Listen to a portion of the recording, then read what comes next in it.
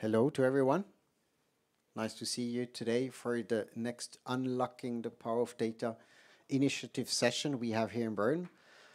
Before I start, I have to say that we are at the conference, the IMAODBC conference. I hope someone who will be on the panel can explain exactly what's the acronym for. It's a very tricky to do that, and I know you all people are communication people. Someone in the coffee break can explain me, please, why you selected this name, but it's quite difficult. But for all the people also online, I welcome them to our session. So we have two sessions. I will explain a bit more into the detail. You can see the topic. We talk about data visualization, and I have two colleagues on the panel, but they will present themselves in a minute. But before to explain why are we here today, what is the Unlocking the Power of Data initiative? Yeah, you can here see the agenda. So we have two sessions. Sorry, I missed that. And we will see some very good examples how we do data visualization today. And we have two colleagues. They will explain us how they do that. So first of all, so that's what I want to talk. What's the Unlocking the Power of Data initiative? In 2021, Switzerland organized the UN World Data Forum. It was the 3rd edition. It was not that far from here, over the bridge. During 4 days, we gathered with more than 800 colleagues around the globe, and we talked about how can we use data and statistics to implement the 2030 Sustainable Development Agenda. And then we said, to do that, we don't just want to have one big event in Bern. Let's prepare that. Because this meeting is organized every 2 years, and it's quite nice together. But then you say, okay, we should do that, but then in between the 2 years, nothing happens. So that's why we said we create the Road to Bern that run from 2018 to 2021. And of course, you all understand that was part of the pandemic, so that's why it took us a bit longer, but that helped us to prepare it very nicely. At the end, we had 71 international and national events like we do it today. And we also tried to communicate with people. They have not that much idea about data and statistics. That's why we try to communicate very easily. And I would like to show you a first video we produced for the opening for the UN World Data Forum. It's called What Have Statistics Ever Done For Us? Some of you will know and find the connection to Monty Python, but I think that's what we look first for the short video, and I ask Markus to show this video to us all. Als Kommerzkammer ist es unsere Pflicht, administrative Entlastung für unsere KMUs zu schaffen. Schauen Sie, es macht mich einfach rasend, wie viel kostbare Arbeitszeit und Ressourcen wir jedes Mal für die unnützen und überkomplizierten Fragebögen wir verschwenden. Und das schon seit 160 Jahren. Dem muss jetzt endlich ein Ende gesetzt werden. Richtig. Deshalb fordern wir eine Schweiz ohne Bundesamt für Statistik.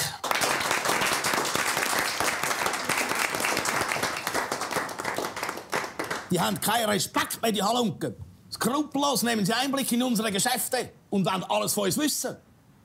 Und was bekommen wir von ihnen als Gegenleistung? Den Zensus. Was? Die Volkszählung. Ah, das. Ja, das stimmt. Ja, das haben sie uns gegeben, das ist wahr. Et le calculateur statistique de salaire. Ah oui, le calculateur des salaires.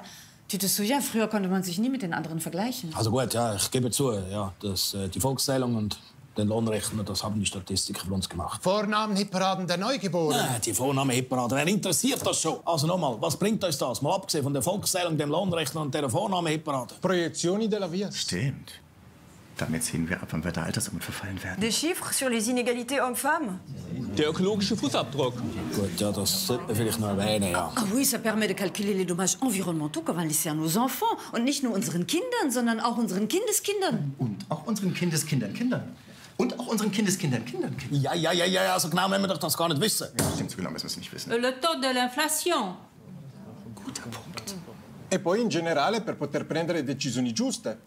Se non si sa come le cose stanno, come si fa a prendere decisioni politiche giuste? Ah, là, les statistiques ont un vrai avantage. Denn wie politische Entscheidungen früher Blindflug getroffen wurden, darüber wollen wir nicht reden. Nee, darüber wollen wir gerade gar nicht reden. Also gut, mal abgesehen von der Volkszählung, dem Lohnrechner, der Vornahmehitparade, den AHV-Hochrechnungen, den Fakten über Genderungleichheiten, dem ökologischen Fußabdruck, der Inflationsrate und dem Stand der Dinge, um richtige Entscheide fällen zu können. Was, frage ich euch, was bringen euch die Statistiken? Sie dienen als wichtiges Messinstrument bei der Umsetzung der 17 Ziele für nachhaltige Entwicklung. Und helfen uns somit, unseren schönen Planeten zu retten. Der Planet retten. Bist du besser stille? Ich schlage vor, wir fragen unsere Delegierten, ob sie für meine No-BFS-Initiative einstehen oder nicht. Dann geht euch dann schon das Licht auf. Sie wollen eine Befragung machen? Ja. Was faktisch gesehen in einer Statistik münden wird. Was faktisch gesehen in einer Statistik münden wird. Lassen wir das.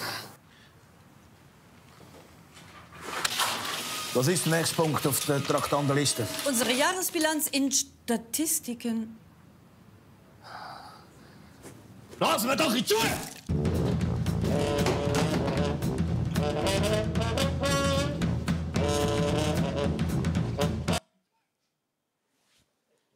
So you can see how we try to communicate that easily, also that my mother would understand. I always tell this story because when we were at the World Statistics Congress in Canada in July, that we had a session how to communicate with dummies. And I always call my mother a dummy in that sense, but maybe it's not that nice, but anyway. So we had this kind of video, and then what we did, we had a meeting with our minister. He's at the moment the president, and he said it was really nice to have this road to Bern. Let's continue with that. So finally, we founded the Unlocking the Power of Data initiative. There is no end date for these initiatives. We try to organize between 4 to 10 events at international conferences, but also on the national level. So, I think it's number 4. The slide you can see, that was the opening together with the Director General of the WHO and our president at that time. And some of you might know the book from Hans, Ola and Anna Rosling, and then maybe you see the link to the chimps, because we try to beat the chimps with data and statistics. And we worked very closely with Gapminder for this conference, and we also did the famous questions that Hans Rosling is famous for, and finally we won. So, but it was tough to do that.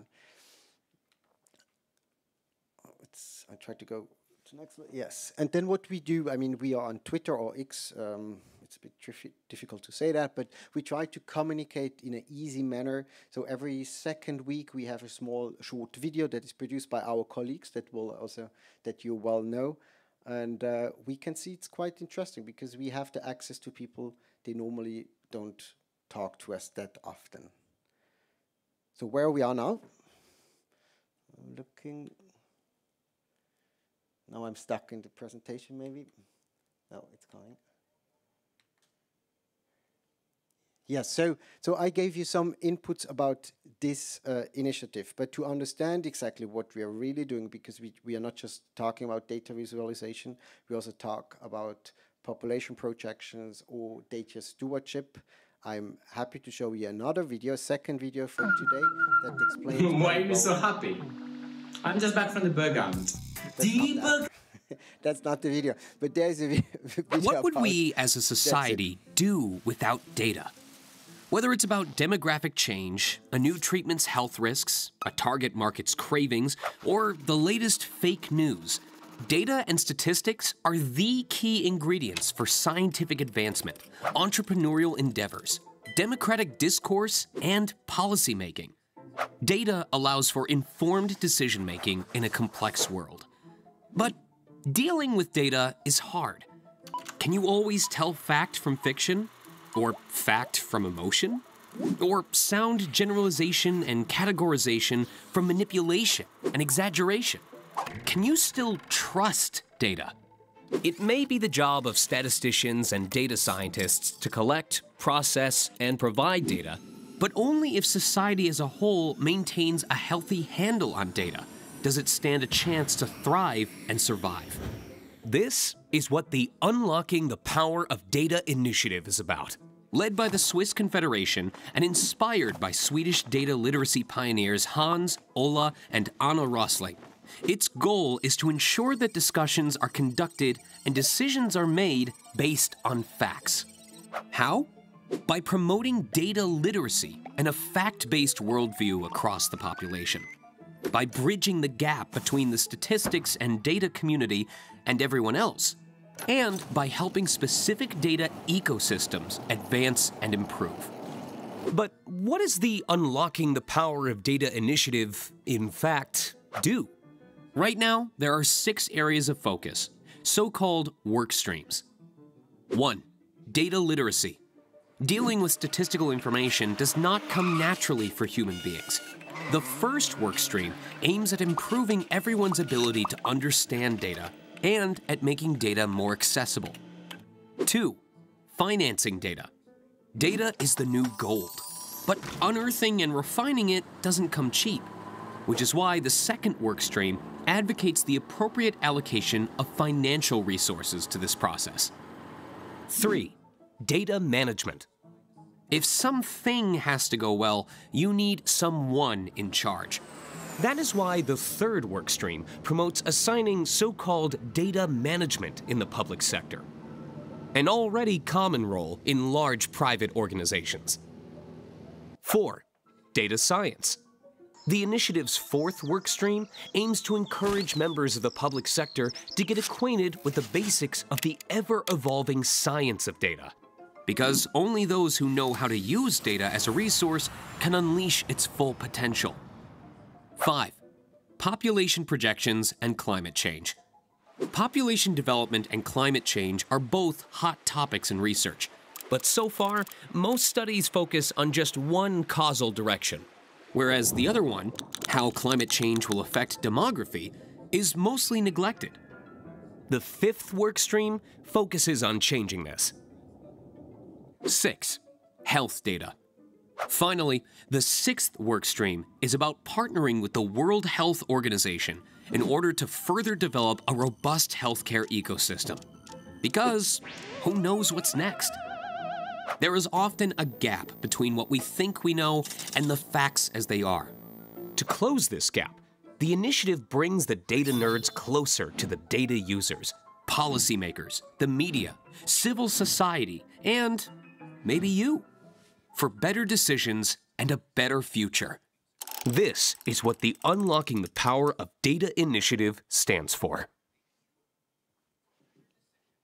Thanks for that. So you have seen we're using always this kind of violet color. Some people asking why violet, because that was the color of the gala evening at the UN World Data Forum. So that's so easy how we do that.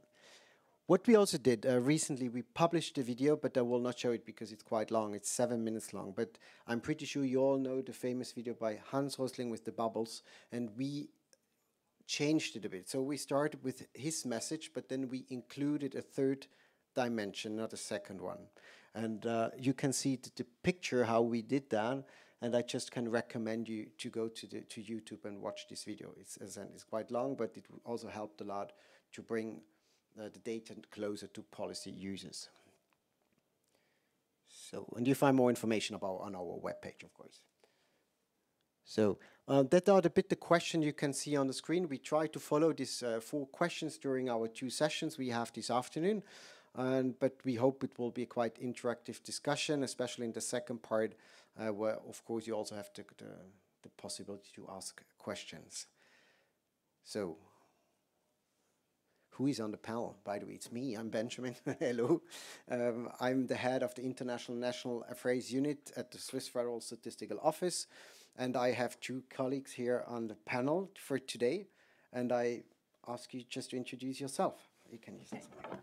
So, hi everyone. I'm Beatrice. I'm an interaction engineer at Interactive Things. So we're both here representing Interactive Things, which is a design studio that focuses on data visualization and creating data-based products.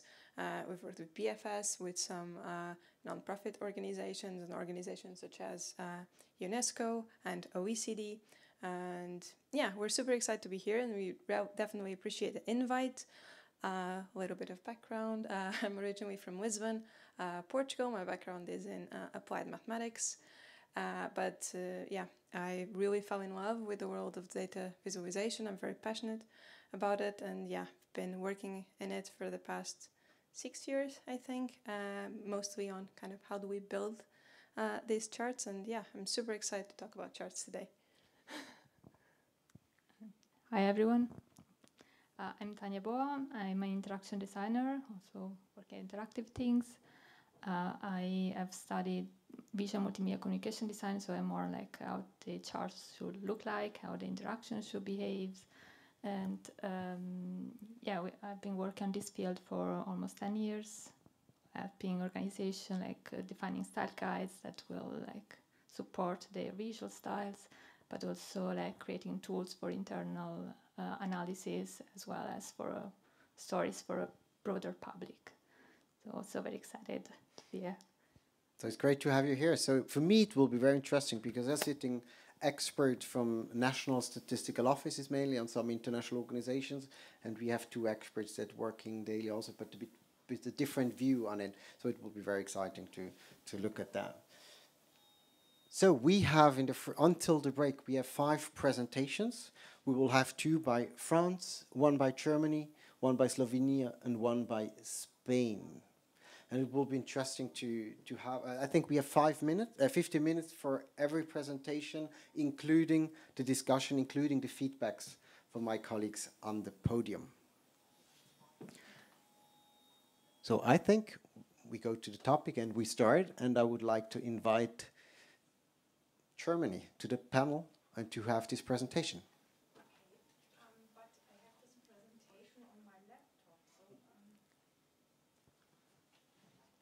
So there's one technical questions, but we'll solve it in a second.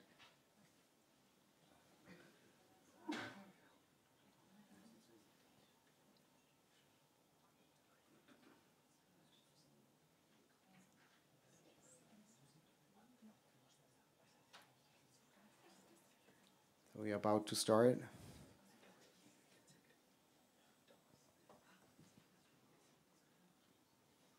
So maybe I ask you a question in that sense. So how comes you were really interested in data? Yeah, so my background is in mathematics, so I kind of got into data viz from the data side and the mathematics and statistics side. But then I always had this kind of obvious interest in graphic design that I never allowed myself to take too seriously, and I would not call myself a designer because I have too much respect for the work that you guys do. Yeah, for me these were kind of 2 separate worlds that I really enjoyed, and then I realized that there was a field called data visualization that was kind of this perfect marriage of this. And I just really enjoy it because I get to have this kind of analytical side coming from the data and how do we build charts from a very rational point of view, but that also gives us so much room for creativity and for helping people understand these complex ideas. I can imagine you have different kind of partners. So is it different? I think the mic it's working. Is it different if you work with governments than with the private sector? I mean, what they want from your side?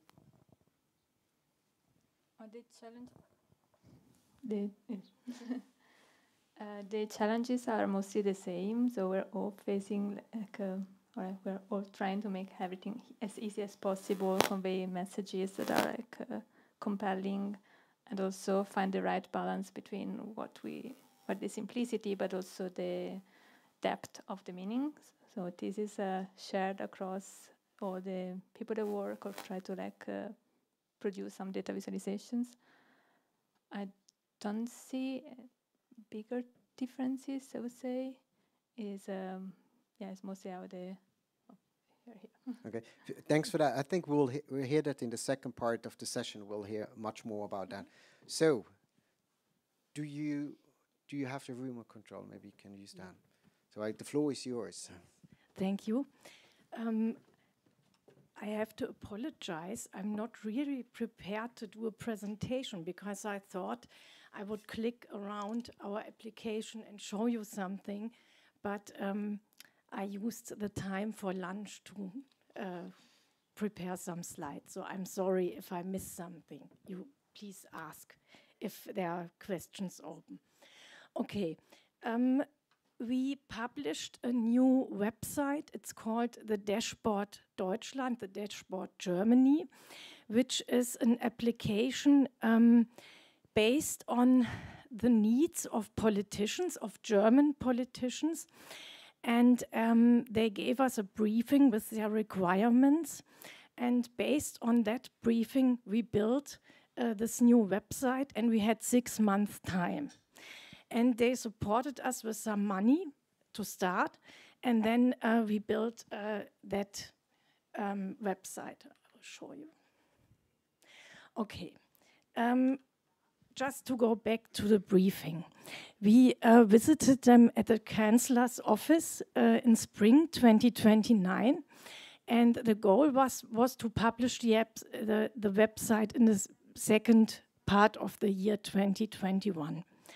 And it was the time of the corona pandemic, and our politicians had special needs. And of course, we were thinking that they go to our database to get the data they need for political decision making, and maybe they will visit our website, but that is not the case, because they said there are so many informations. And what do we need? We need quarterly, monthly, and daily updated data, and your data is outdated in the database. Mostly, of course, we have quarterly or monthly data, but not daily updated data. We need official data combined with high quality data also from other sources, especially economic indicators. For example, also mood indicators or something like that. And also power consumption, prices for electricity, and so on. And this is not official statistics, but they want to combine it with our statistics. Yes, and they want to focus on selected topics related to the recent developments in society. They don't want the whole range of our 400 statistics. And they want to focus on visualization and not on tables or methodology or something else. And also they wanted to create a personal space with a personal dashboard where they can combine different charts they need every day. And of course, they said very important is the mobile version. Because when they are on the road, they want to get in quickly with the mobile phone. Okay, and sorry. So we checked if our products matched their requirements, and well, no.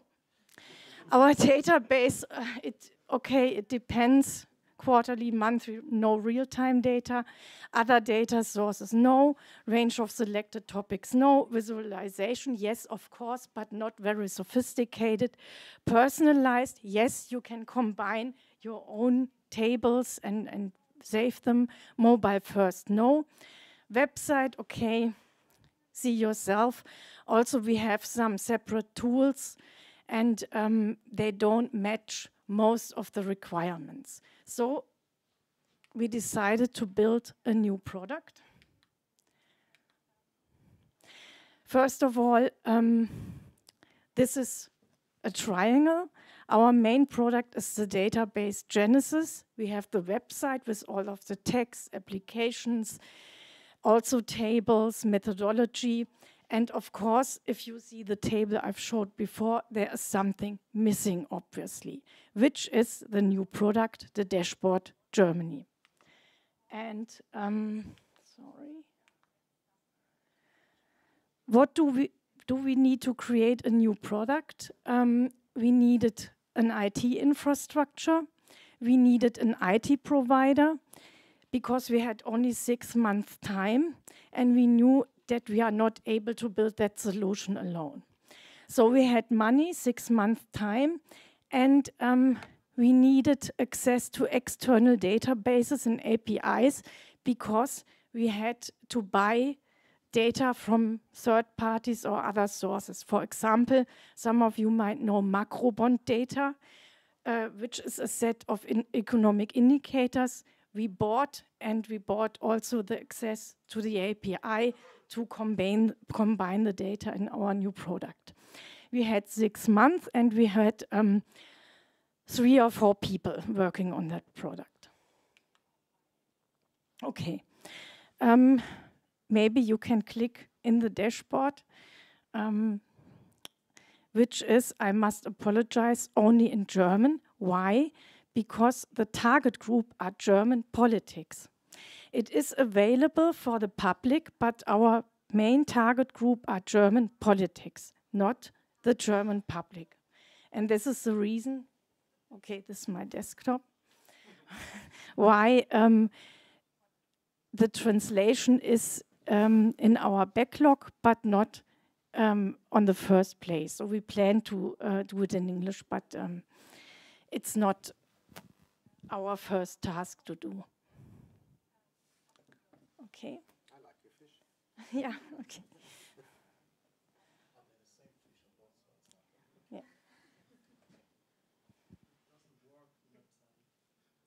Okay, we will skip in it later, then we will continue with the presentation.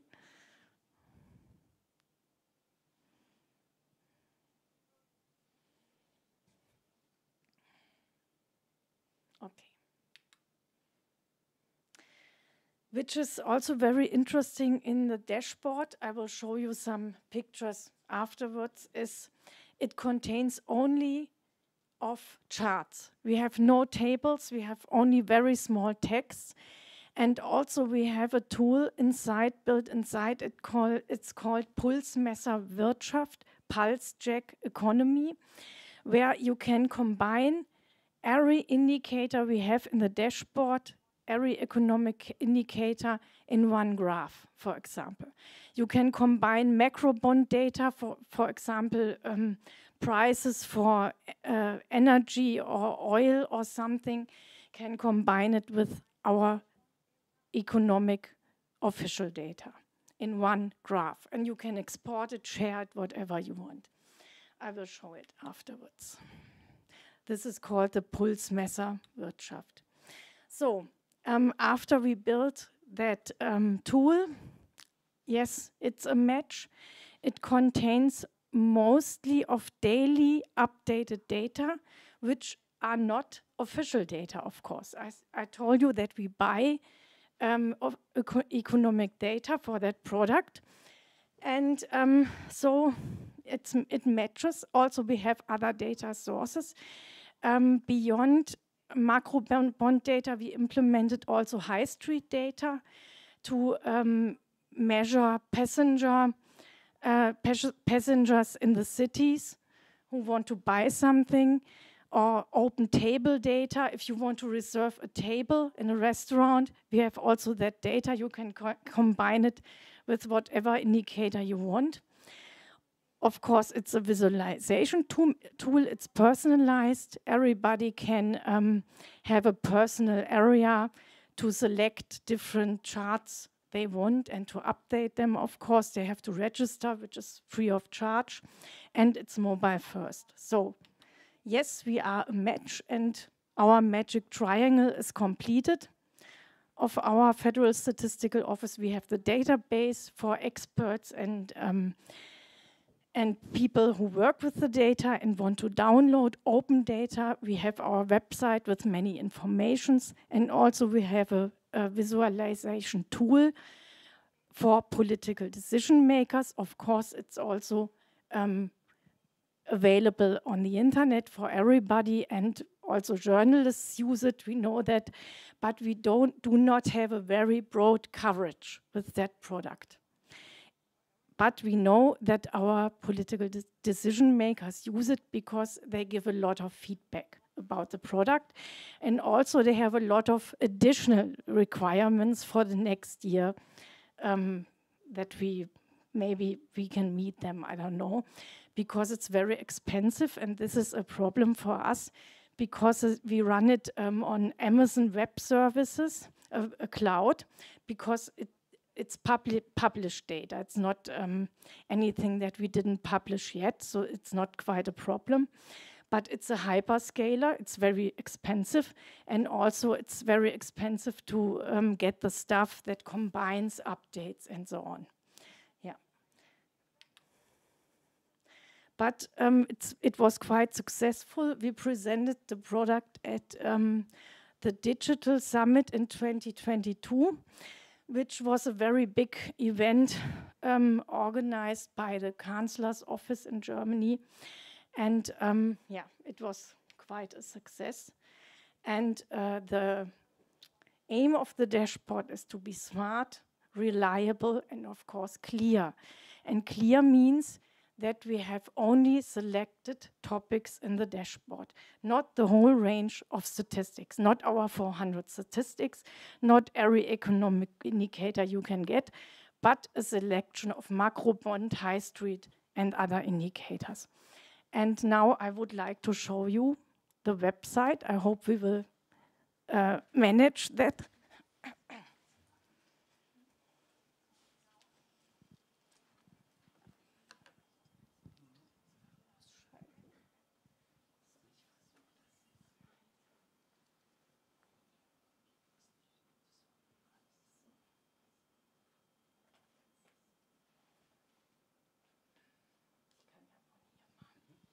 So, jetzt müssen wir umschalten auf den. Ah, okay. Ich ziehe den rüber. Ja.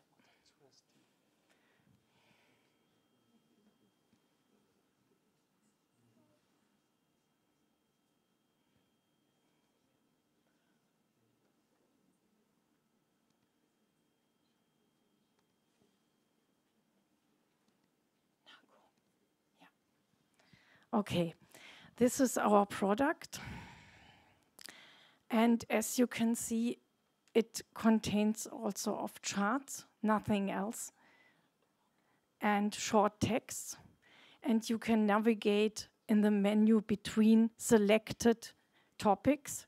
For example, energy, or also economic data, health statistics. Every topic our politicians identified and they were of interest. And I will show you how it works to navigate through the indicators. Of course, they are interactive. And of course, you can get more information. And you can also adapt the axis. You can export the graph. Unfortunately, it's not an open data product because I told you we buy the data from external sources and we are not licensed to distribute them as open data. You can download our official data in that product, but not macro, bond, or high street data.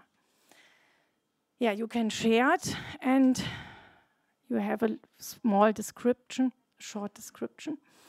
And I will show you the pulse check because this is the interesting thing in the dashboard for people who are interested in economic data.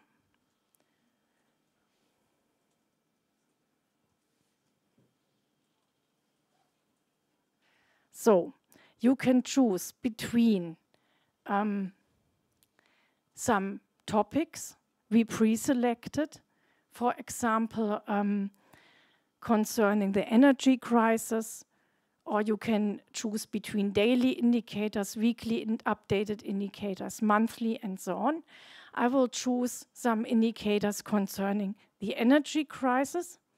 And you see there are combined, we combined, our economic experts combined some interesting indicators, and also you can show them or hide them, and you can say, okay, I'm interested in other indicators too, and I want to load them or bring them in that chart. So you can choose between whatever you want. For example, the oil price, I will click on it.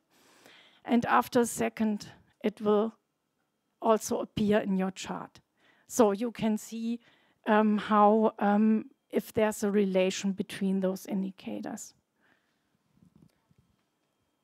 So thanks for this presentation. I think this was very useful because when we had the meeting with Ola Rosling, it's good to talk about data, but please show data, and that was very nice. But I give the floor to you, so you can give your first quick feedback, what you have seen. First of all, thanks for sharing also the background. I think now a lot of design decisions that have been made are kind of connected to what you have explained about the target audience, what they need to see. So it's I think it reflects it's clean, it's functional, it presents the data in a very straightforward way, but also it's trustful. I feel like. I think that the possibility to customize the dashboard is super interesting. I would be also interested to know a bit more how this came to be in the way that how it's why we built it. I told you that they briefed us about their needs, and they said, okay, you have to know that this product is not built for the scientific stuff of the politicians. It's built for the politicians itself.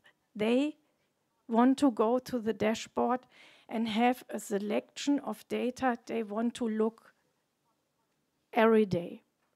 And so they need a space where they can choose from the selection to answer their special questions they have to deal with every day. And this is the background to offer them a solution where they can combine their charts and they can look through them very short, in a very short time. Yeah, this is the background of this tool. And it's quite well used. We see it, yeah.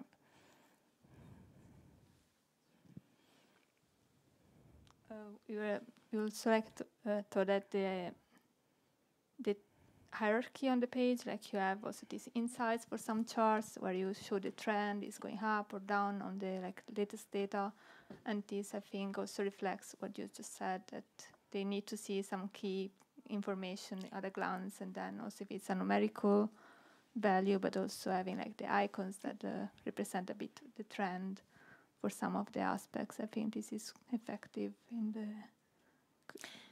Yeah, it is also very nice that you can combine every data you want, but this is part of the critique concerning the product, because of course there are people who do not know what they are doing, and they can combine anything they want.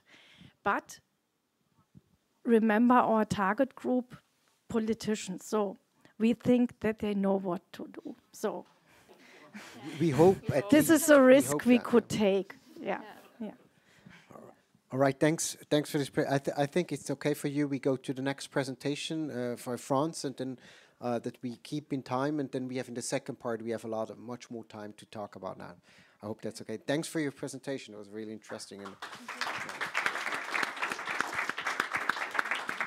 so maybe we can go one slide more. So we have the next presentation by France.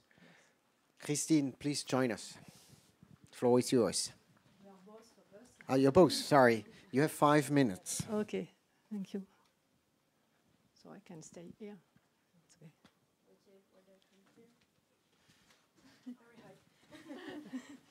But you can have your seat, that's fine. Just come up here. Okay.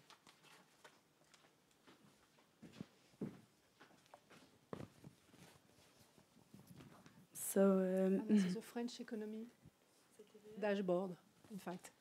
We began by the sorry.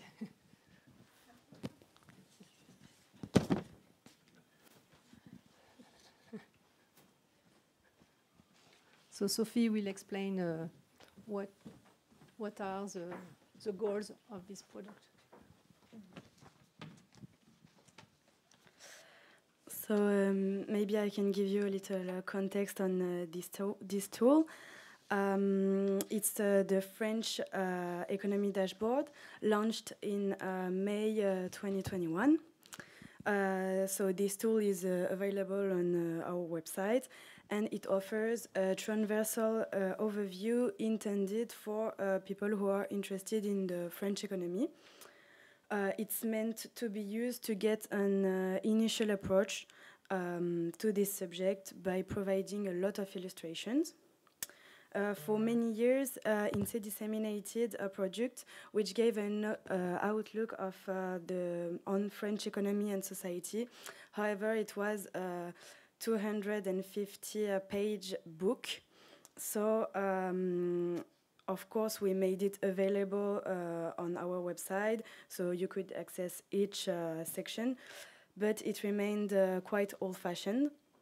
So it was important for us to upgrade it and make it more attractive, as the ones especially targeted are more teachers and students from first or second years in economics, and in addition to all the curious people about the French economy.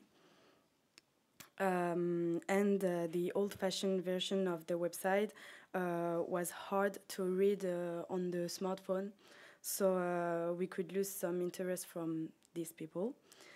To be sure to provide a tool that responded to the needs of the users, we conducted a survey among them, and one of our main interrogation referred to the text and how many texts we should put on our tool to explain the main figures. And the aim was also to provide an easy navigation on the tool.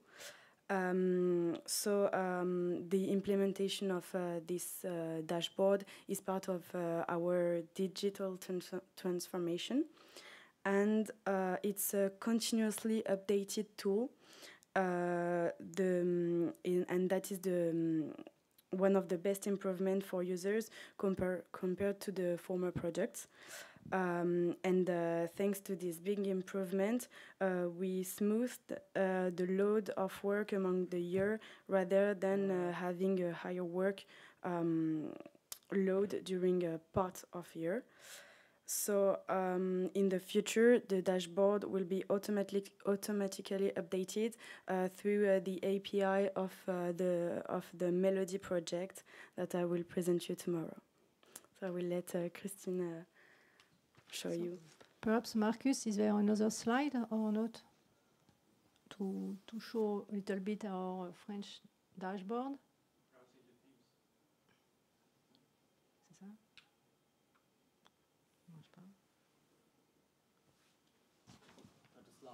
No. The slides, not the web page. No, you can go on the web page. You can navigate through the dashboard, and Christine will comment, I think. No, you just see.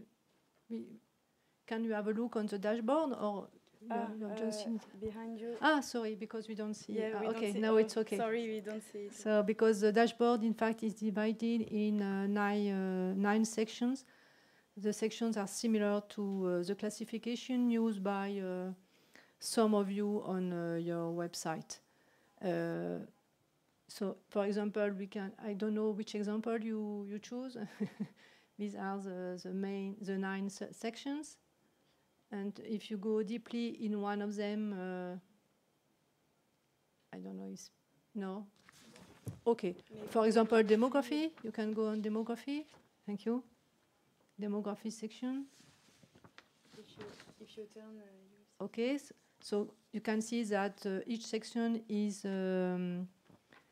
divided in subsections. So it gives the main indicators for each of them. You can have a look on the first one, for example, or whatever one. Okay, and here, so you see that we don't decimate either tables, but only figures. Infographics or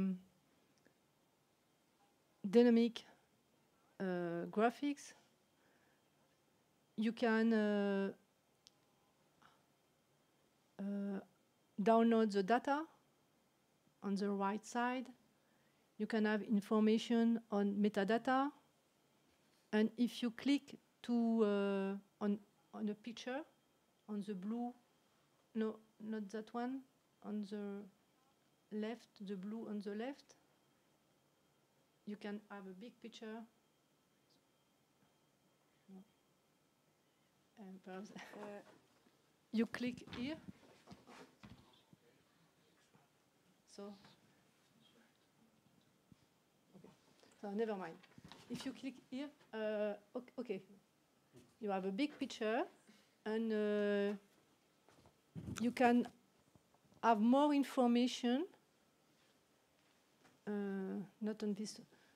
It was not here. Sorry, but after, if you go back.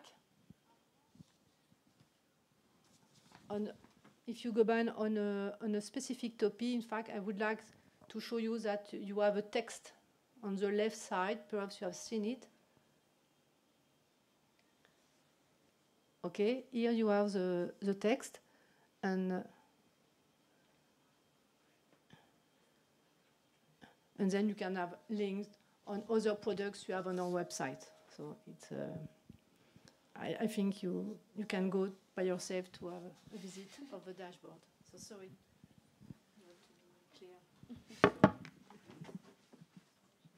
So thanks for this short insight. We're really happy to look at it because I think it looks very clean and very nice to look at it. But I'll give the floor to you two to give a short feedback on this presentation, please.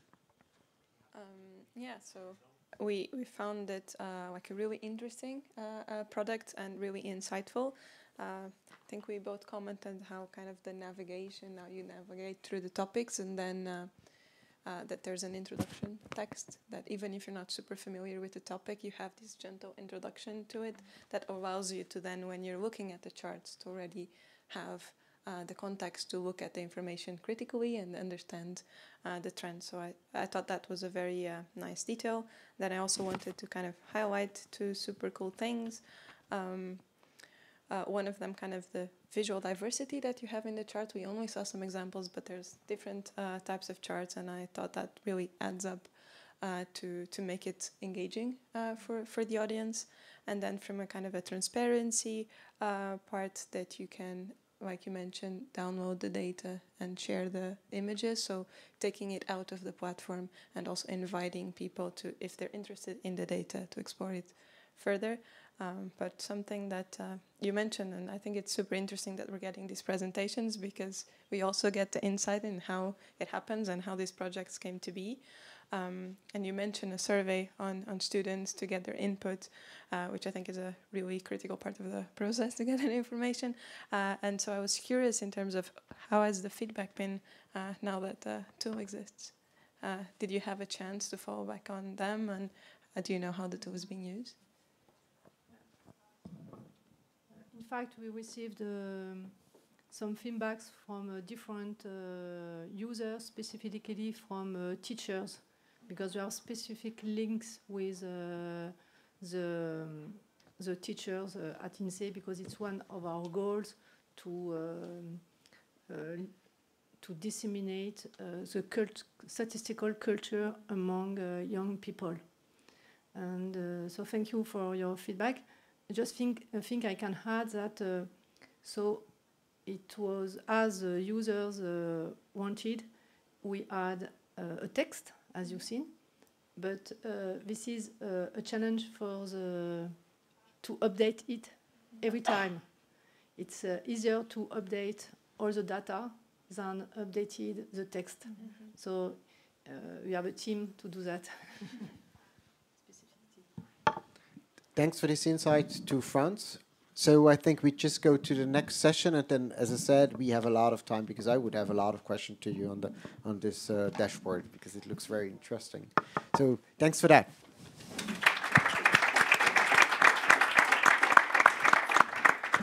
So I'd like to involve Adolfo from Spain to have the next presentation. Okay. Do you have a presentation? That's my question. So you show us the dashboard too. Yes, we can go later. All right. Maybe you want to go to the laptop. Maybe it's easier, and you do it. Probably yes. I have sent the Spanish version of this visualization. Well, just a few words about it. This is a kind of interactive visualizations we have in order to make the statistics closer to the users. It is the idea is that everyone should be reflected in our data. So what we are offering here is, okay, we are producing a special indicator that it is the quality of life in Spain and in the different regions, the autonomous communities, and this indicator has weighting different aspects of the life and different indicators of simple statistical indicators.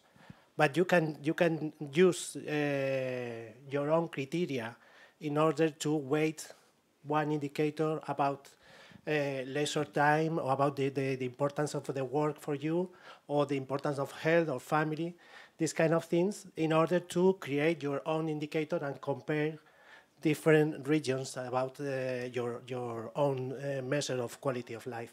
This is the main idea. So the target group is general public that could be interested in playing with our data and trying to connect to them. And since this application, of course, you have linked to the original source of the data. This is the main idea. I can just play a bit with this, and of course, receiving your feedback will be very valuable for us. Thanks. So here what we find, like this idea of finding yourself in the data is a trend that we have also observed in the past years, also in newspapers and other like stories and tools, where you have this user participation involved. Like you see some data which can sometimes be a bit impersonal, and then you add this data like what is important to me, how do I relate with the average, how does my opinion count in a way that is also reflected on the overall social relation and health. Social relations and health could be important for most of us, and also at least to have a minimum material conditions in life. So you have the official data ranked with the red point, and also you are ranking the different regions according to your election. This is very very simple, and we derive this presentation from one very well-known also visualization from Quality Life Index that is produced by OECD. You probably most of you remember about the flowers and these kind of things. We have also linked this kind of presentation with this because it is about the same topic. And finally, we have the link to our statistics data, as I was saying before. This is just so simple. Yeah, but I guess sometimes, you know, even if the visualization itself, you know, it is a bar chart, but just that layer of interactivity or inviting the user in, it makes you think differently about the data. It makes you question, what do I actually care about in my quality of life index? And it adds that engagement that sometimes when we're looking at a bar chart, it might miss. But this layer really invites you in to think about the data, to think about, you know, what matters to you, and maybe, you know, a really interested user will then navigate and go through the data source and really see the details of this. So yeah, I think this is a really great example of how to promote engagement of this type of data. Thank you very much for your feedback. Thanks for that. I think it was very interesting, and I really saw the OECD Better Life Index with the flowers below there. I have one question I'm allowed to ask you now. Because when we were at the World Statistics Congress, there was a presentation by the SDSN, Sustainable Development Network, and they have the SDG Index. And the message was clear: if I'm talking to a politician, he wants to have one figure, one number. What was your experience about that? Because I guess we all agree in the room that it's not always good just to have one number to explain the situation of the society. But what was your experience with that when you talk to politicians? That you have a dashboard of different numbers? Yeah, well, I think the politicians, of course, are using the most advantageous number for their purpose. Anyway, our mission is to provide with quality figures and with this kind of tools in order to provide them the infrastructure to make the decisions, the essential data. We are not opting for one or other index. It is not our business, I think. No? Yeah, thanks for that. So there will be at the next UN Statistical Commission, there will be a discussion on beyond GDP. And you also all may know the Secretary General is pushing in that direction. For us, I guess, for everyone, I mean, we had this discussion with the Fitoussi and Stiglitz report of the OECD, then it was the SDGs, and now we're back a bit again in the same discussion, but I think it's needed to explain to political leaders why a dashboard might be useful. Thanks for that, very exciting. Thank you. So we going, yeah.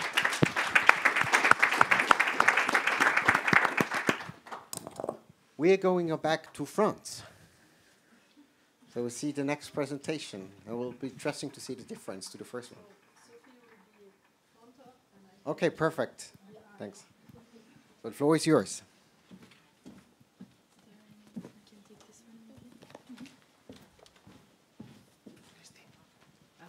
Thank you.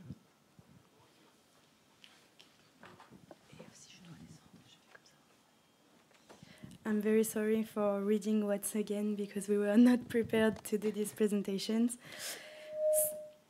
Sorry. Okay, sorry. So once again, I will give you a little context about the salary tool. When we refurbished the website, we chose an e-commerce organization, meaning that you can access to each page one by one, but you cannot have a global vision of the content dealing with the subject you are interested in. So to figure out this situation, we created new facets called First Approach that allow us to access the publication called The Essential. And this works for the popular topics like immigration, tourism. I'm very sorry for the sound. I don't know what I do. I get, is it because it's close to the laptop? I think it's because of that. Okay. Yes, maybe. You're right. Okay. Like immigration, unemployment, tourism, and the salaries that are our topic today. So this project gives the main numbers. It answers to frequently asked questions. And it's also about the methodology used by INSEE to measure things, and it ensures transparency. I'm sorry.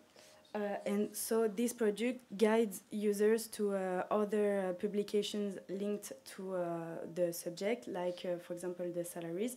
And in this publication, we have the link to the interactive data visualization. I'm very sorry. So to be honest, this data visualization is not a need expressed by users. It's more about the valorization of a tool which was used internally by statisticians to check the quality of their data, and we decided so to make it visible for everyone.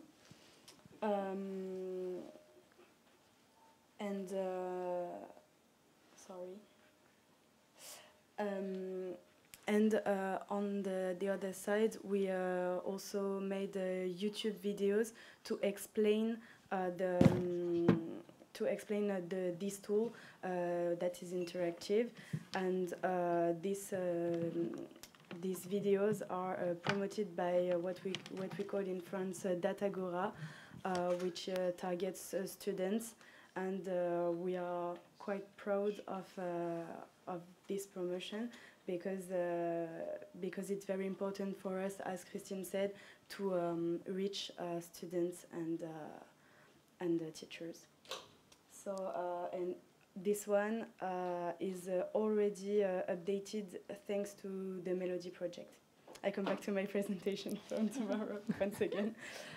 Maybe I will let Christine present you how it works.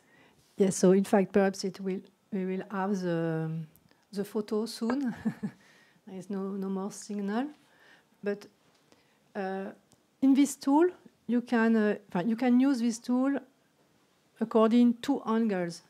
Either you want to know better about salaries in France, salaries in the private sector or salaries in the public one, or you want to know what is your salary compared with the wages of other people. So, it's okay, thank you. So here, for example, you want to know more about the salaries in the private sectors. What are the higher salaries, or what are the evolution of the salaries? So you can choose the period. You have a graphic, interactive graphic, and it's the same if you want to know the same information in the public sector. You can either for example, choose specific occupation. There is a problem with this one, sorry. Here, for example, I can go back to the salaries in the private sector. So we write also a text to introduce the results, so people who are not very friendly with statistics can have the results with a text. You can choose, for example, your age and the occupation. If you are, for example, in that situation.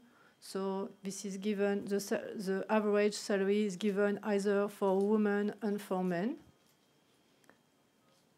And the other angle is to situate yourself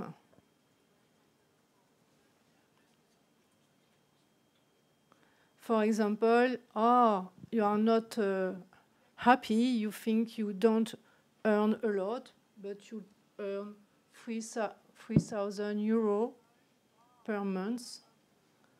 So you are looking at which range you are. And in fact, you can see that nearly 80% of salaries were in less than you. So you have the distribution of the salary in France. So now we'd like to have your feedback on that product. Thank you in advance. Thank you for the presentation and for kind of giving us the input. I was actually wondering if it would be okay to also share, because you made some really nice YouTube videos that you pointed out and that we found super interesting. Not sure if you'd be open to sharing that with the audience, because we found them such an engaging way to communicate data. Yes, for sure, there are 4 of them. I'm really sorry with my micro. There are 4 of them. Give me your laptop. Thanks. You can choose the one you prefer. I don't know if you checked the poll. I have a favorite, yes. Okay, maybe we can watch your favorite. Maybe we can ask you. There's I think it's the 3rd one where you, through showing the charts in the video, you show what is the mean and where is the median. I think it's the 3rd one. At least that little bit, I think it's in terms of increasing data literacy and introducing the public to these concepts, it's a really nice approach.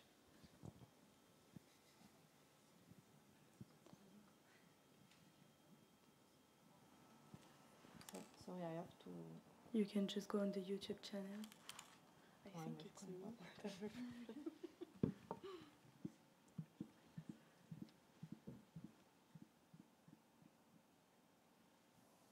Maybe you can tell us a bit why you decided also to create these videos. How did you expect them to be seen by the users? Did you then promote them somehow?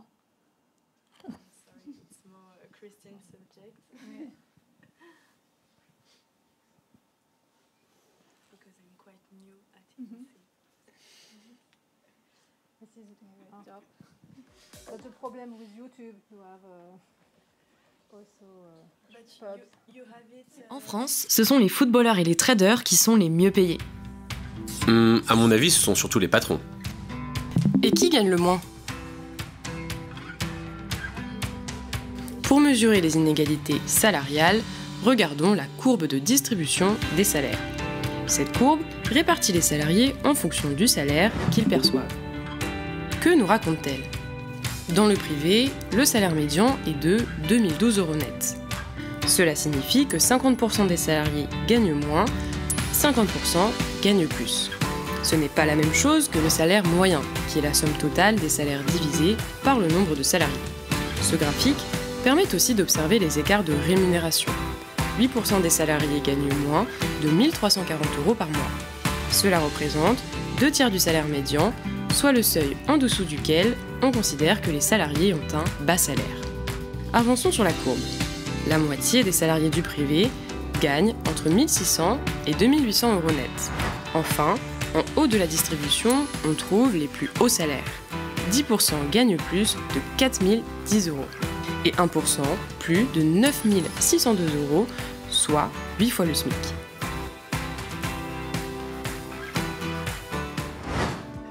Ce qui est intéressant, outre les écarts, c'est le profil des personnes. Commençons par les bas salaires. Les femmes et les jeunes sont davantage concernés. Certains métiers aussi. Plus de 40% des employés de maison ou des ouvriers peu qualifiés de certains secteurs ont des bas salaires. A l'inverse, dans le top 1% des salariés les mieux payés, il y a beaucoup d'hommes de plus de 50 ans travaillant à Paris. Ce sont des salariés aux fortes responsabilités ou encore des dirigeants. Et 7% sont cadres en banque et 1% sportifs professionnels. Et les médecins et les avocats, ils ne gagnent pas plus? C'est assez compliqué de comparer, car le plus souvent, ce sont des indépendants et non des salariés. Les situations des indépendants sont très hétérogènes. Il y a des micro-entrepreneurs à faible revenu qui peuvent utiliser ce statut en complément d'une activité. Mais il y a aussi effectivement des métiers parmi les plus rémunérateurs, médecins, notaires, ou des chefs d'entreprise plus ou moins grandes. Et puis, le revenu des indépendants est difficile à comparer à celui des salariés, notamment parce que les charges et les heures travaillées ne sont pas les mêmes.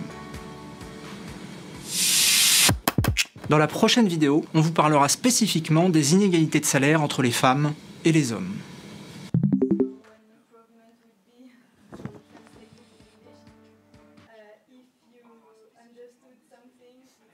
Brut, net, je ne comprends.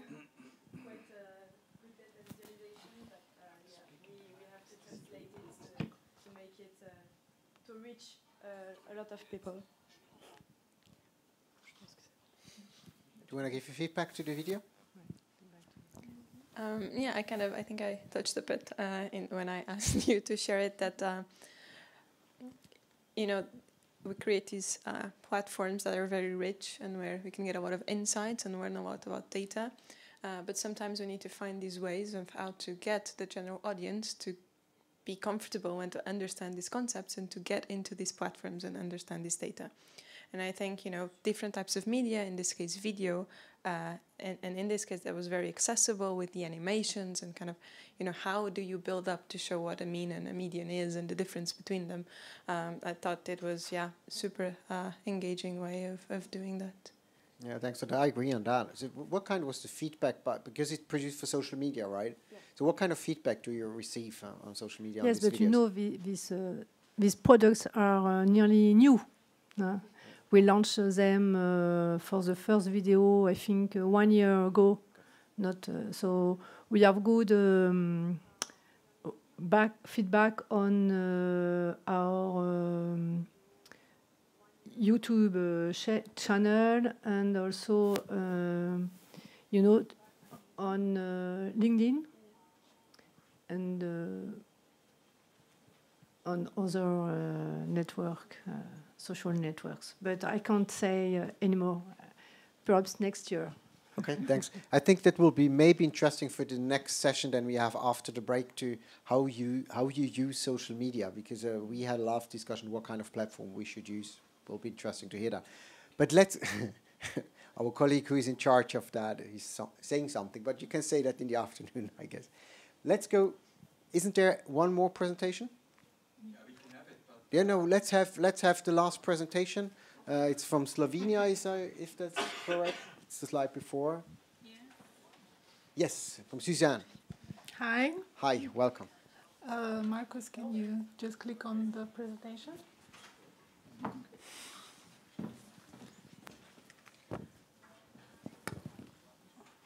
So, hi everyone. So, a little background about our project.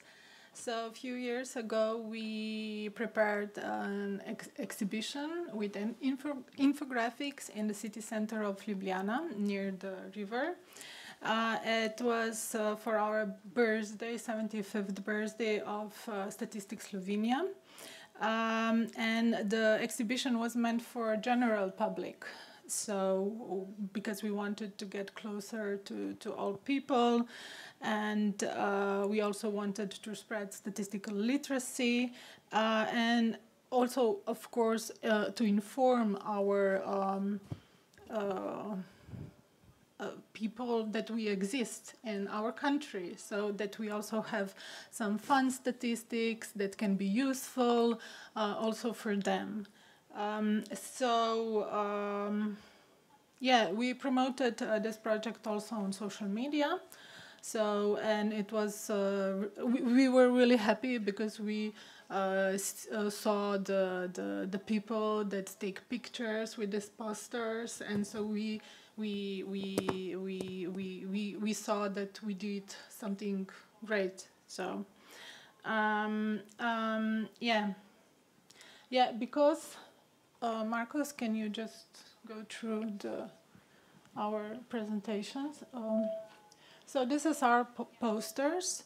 So for the first time, we work with such big formats. They were over 2 meters wide.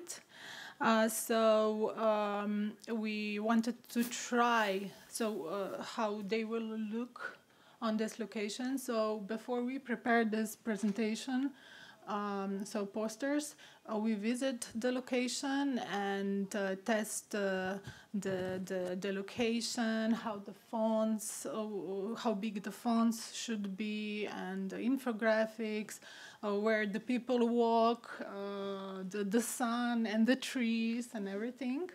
And we also wanted to be more fun and attractive, so we include also some statistical jokes, which was sometimes really difficult to translate in Slovene and also in English, and we also incorporated it with the design. So we used very light statistics, but we focused on the design. So because the design is very important these days. And what else? And we are very proud of this exhibition because we also got an award for Bruman. This is a national Slovene award for the excellence of design. So that's all. You can see that there are over 20 posters, and we wanted it to be funny, so I hope that we were, So I'm looking forward to see the expert view of our exhibition. I mean, we find this is a great example on so many levels, like how to bring data outside of a computer, how to put it so big on a street and let people to capture their attention while they are walking, see some pictures on a poster. And the use of also images that we find quite interesting, also with charts. There was, like for example, this one, without even reading, you know that it's about wine, kind of. And there is another one very nice about like with a car, and then you can, I think it captures visually the attention, and then it brings you to like explore what I mean. So it's an attention grabber. Thank you. Yeah, we made it. We made this exhibition internally, totally. We didn't have any help of external company, and we also wanted to make it attracted to tourists, because it was in the summertime, where in Ljubljana there are a lot of tourists. So we also include some light statistics for tourists, and also for those who live in Ljubljana. So we also thought of them. So, yeah. I find it was really informative. Like the first one with the map, then you can see where is the more density, or like there are. I don't know. It felt like wanted to know more. Thank you. Super joyful, which is not a word that we use often when talking about statistics. So yeah, super cool. Thanks for that. I really liked even the picture we saw now with the eye. I think some of you met our director channel yesterday. If he will see that, Urs and my colleagues will be very happy, because he will say, I want to have that too in Switzerland, I'm pretty sure. I can just add that before we started to prepare this exhibition, we ordered a lot of infographic books, these really huge books. They're excellent just for inspiration. So, yeah. Fantastic. I think it's a perfect time to go to the coffee tea break. Let's meet in 3:15 back in the room for the second session. We have a bit more detailed discussion. Yeah, now we have a curry. Yeah, but I really like it. I hope we all get the link to this page. Okay, see you soon at 3:15. Thanks.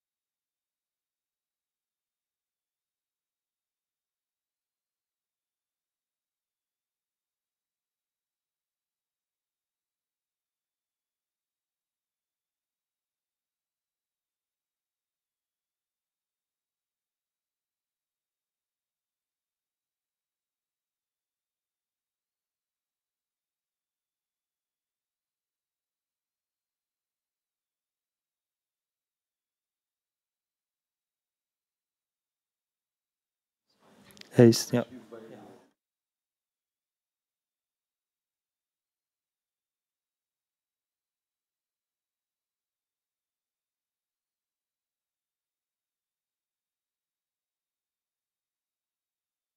Eins, zwei, ja, ist gut. Ja, ja.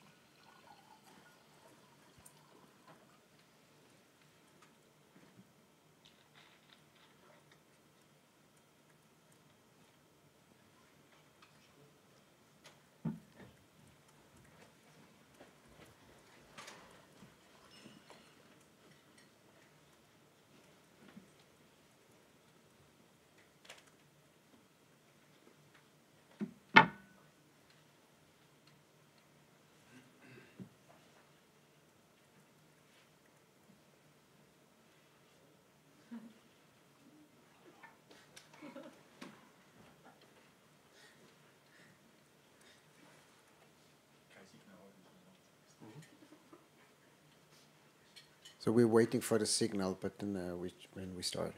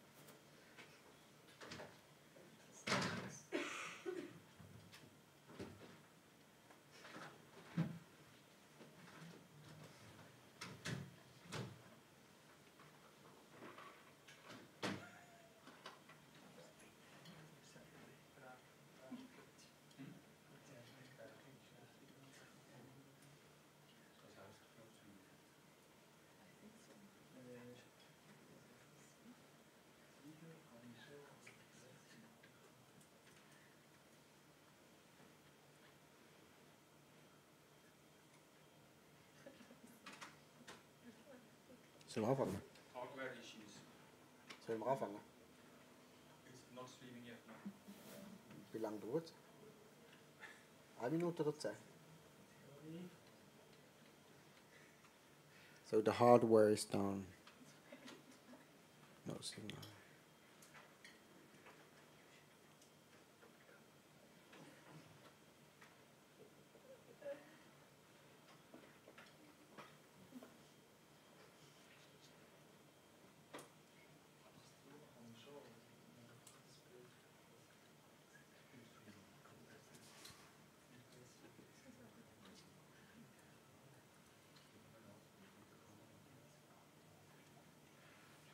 Markus, wir fangen doch mal an.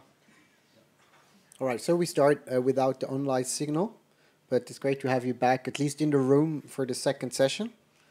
And we will have a bit more discussions, and we still have Beatrice and Tanya from Interactive Things, so we hope it will be a very interactive discussion we have this afternoon.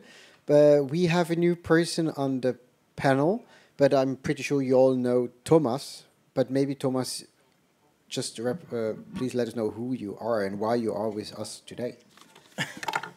The first question is easier.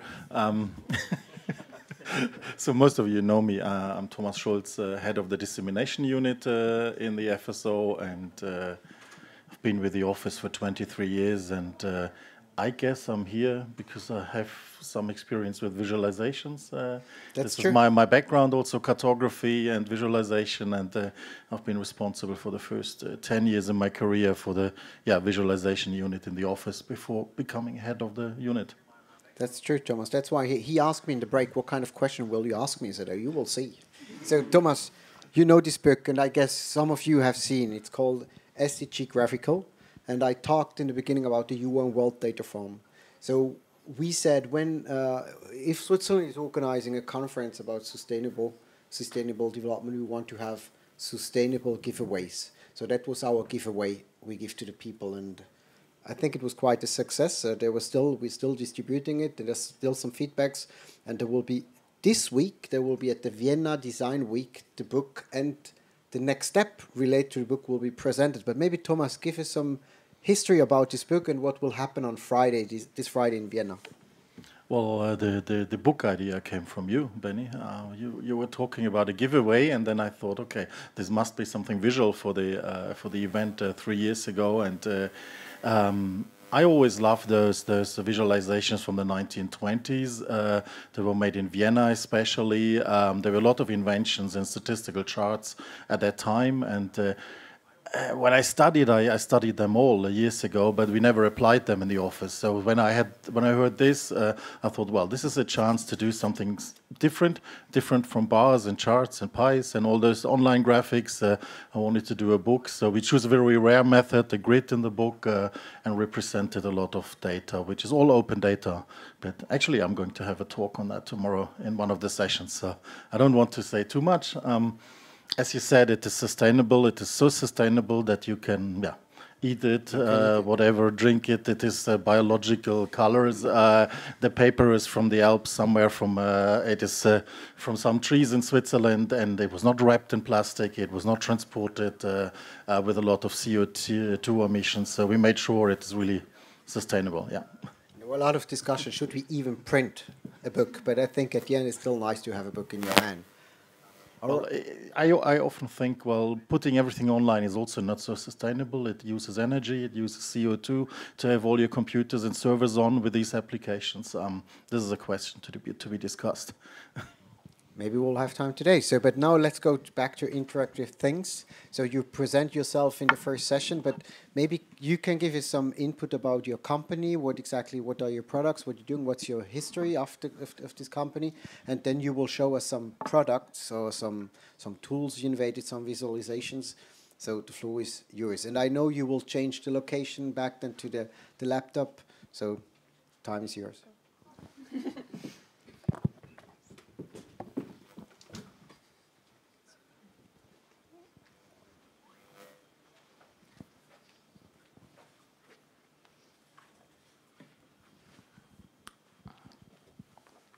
Okay.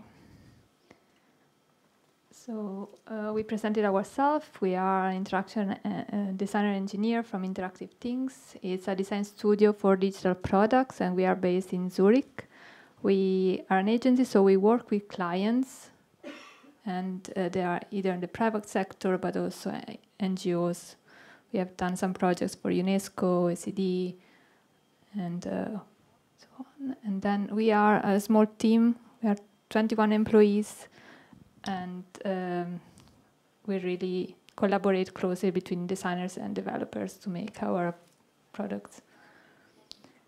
We are happy to have the possibility to share with you our experience and our thoughts when designing and developing the data visualizations, and I'm sure that you will find something to take home from what we'll present today. The main question that we will answer with this presentation is how can we make the data and statistics easy for everyone to understand and use? And we will look at these 6 aspects. So the audience, the goal, the story, the charts, the engagement, and the integrity.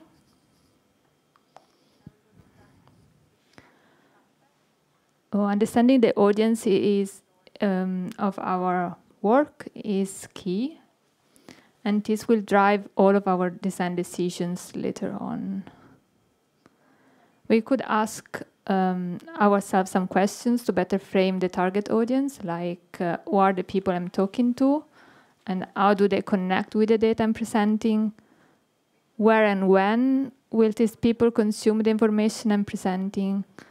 How much information can they handle in the time that they have?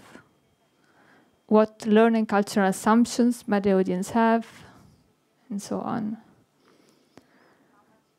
But also, does my audience have existing knowledge about the subject? Am I speaking to a technical audience or more a general public? This is something that we all do. We have to think about our audience. And if we look at these two examples, we can see that on the left, this is a series of digital stories for the Swiss Broadcasting Corporation about Swiss elections. And when deciding these tools, we kept in mind that we couldn't rely on people having specific knowledge or being much experienced with digital tools or data visualizations. The main goal was to make the information as easy as possible and integrate it and accompany the charts with some text and explanations was key. On the right side is that we have Going Digital Toolkit for OECD, and there was addressing policymakers and journalists, so we could assume that they have a lot of technical knowledge, we could use technical language, and we can expect them to have some data literacy. Another important question is, how much time does my audience have? Are they willing to engage deeply with my visualization? So some audience will want to see less data and present more in a simple way, and some other expect more context to be convinced of what the takeaway is from chart. The two examples here, they show the same data, which is the importance of attributes of potential dates to spin dating event. And on the left side, only the total is shown for each attribute, and then there is a text explaining the takeaway. On the right side, there is more context. The distribution by age is shown, and also the estimated values. This is obviously not something that is black or white, and the challenge is to find the right balance. Other question will help us define what's the purpose of our visualization, so what's the goal. And we can ask ourselves what I'm trying to show or explain, what's my audience is learning, what is the main message.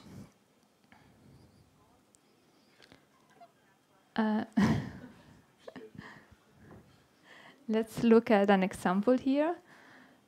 This chart is showing alcohol consumption among adults in 2000 and 2014 in OECD countries. And the bar is showing the data for 2014, and the little bottle is, the icon is showing the data for 2000. So given the same data, we can ask different questions and then use different visualization to answer them.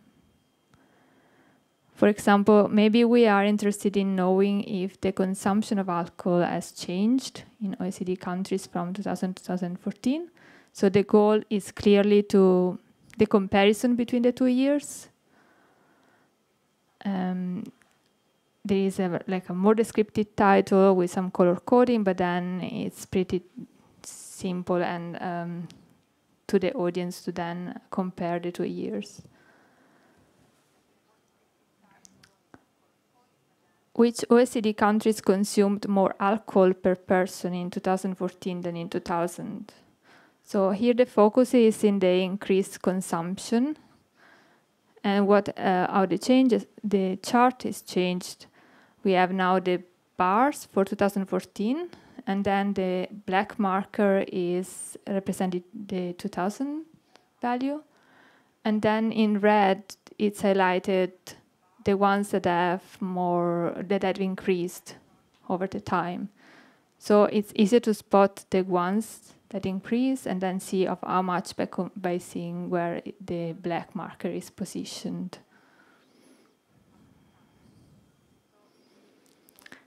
If you want to focus on the change over time and how much the consumption has increased or decreased, you could also use arrows. So here the magnitude of the change is in focus, so the length of the arrow, and also the direction, which is highlighted with the different colors. They are still sorted by total amount for 2014 to have kind of logical order. As another example is maybe we want to focus on the relative change over time, and in this case we could only show the difference between the 2 years. We can sort them by amount of change, and the positive and the negative can be equally important on this chart. So I believe they are grasping the message, which is that a well-defined purpose will guide us designing on the design choices that we make, so that we can highlight what's our message here.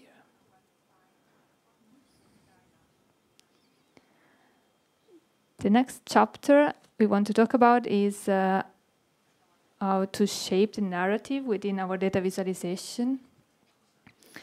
As you also know, we have exploratory and explanatory approaches. Here are 2 examples. The Education Equality is a platform that visualizes the current state of education for the 100 countries and enables the user to see the disparities across the indicators and the demography groups. This is an example of exploratory tool because it is more user-driven, and it invites the user to filter, sort, and explore themselves the data. So dive into some of the aspects and go into detail pages with more details. Unwanted is an investigative report about missing girls in India. And here it's a guide, it's more guided experience. We guide the user through a specific story in a logic way with some context that we are giving them, and it's author-driven. So we have these 2 extremes, but then there is a spectrum of visualization. It's never just one or the others, and it's very common to have them mixed. For example, you can find a story that is explanatory in the beginning to introduce the concept, and then is more exploratory at the end, so the user can find some more insights.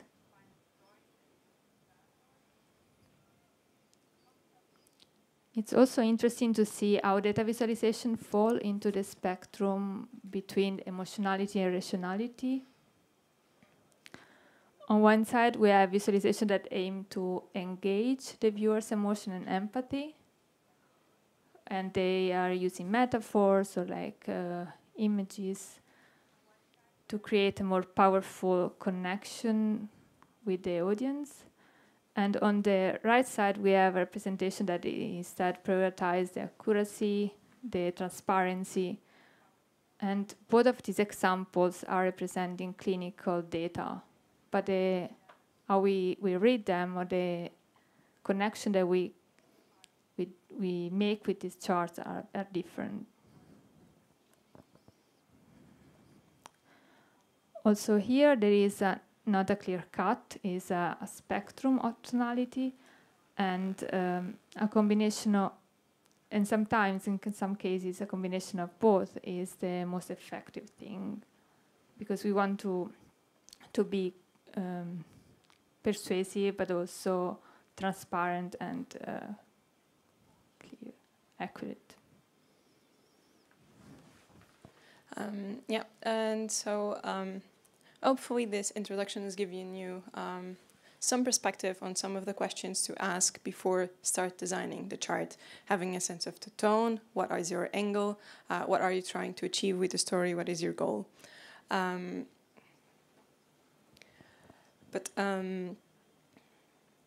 then you're going to start building your charts. And we wanted to spend a little bit of time walking through kind of how do you build effective charts and giving kind of the language of charts as we,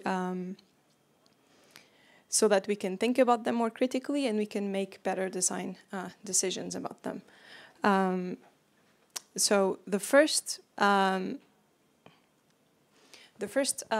parts of this that we're going to talk about are graphical encodings. And these are kind of the very initial building blocks that we're going to use when creating charts. And graphical encodings are just essentially how we talk about how we go from the data to a visual representation, right? So data is our input, and what we'll do is we'll map it to some visual symbol. And if we do this for the different data values in our data set, we end up with a visualization that hopefully someone will look at and will understand it and will get better insight about the data. And this happens because as humans, we are really fast at understanding patterns through these visual representations, much faster than when looking at numbers on a table. And you're a statistician, I'm sure you've been through that before. So when we're talking about visualization, we're basically talking about this process. How do we go from data, map it to a visual representation that someone can then understand what's in our data and what faster. So how does this all work? So we start with the data, right? And I am aware that I'm talking to a room full of statisticians, so I won't spend too much time on this slide. So yeah, we have different types of data: nominal, ordinal, quantitative, relational, and spatial. And the reason why I wanted to bring this up is because, you know, we will represent them differently depending on their characteristics. So we start from these different data types, and what we'll do is map them to visual variables, right? And this is what we're really fast at doing, is that we can really understand scale, position, you know, color or shape really quickly visually. And this is basically why data visualization works. Right, so for example, if we encode data with length, we get a bar chart. If we encode it with direction, we can see change. In choroplot maps that you've seen a lot, basically we're using the shading of the color as a way to encode a quantitative value. And the reason why I wanted to kind of do this brief introduction, probably you're all familiar with what I've just said, but it is just to give us kind of the language as we move. Sorry, technical break.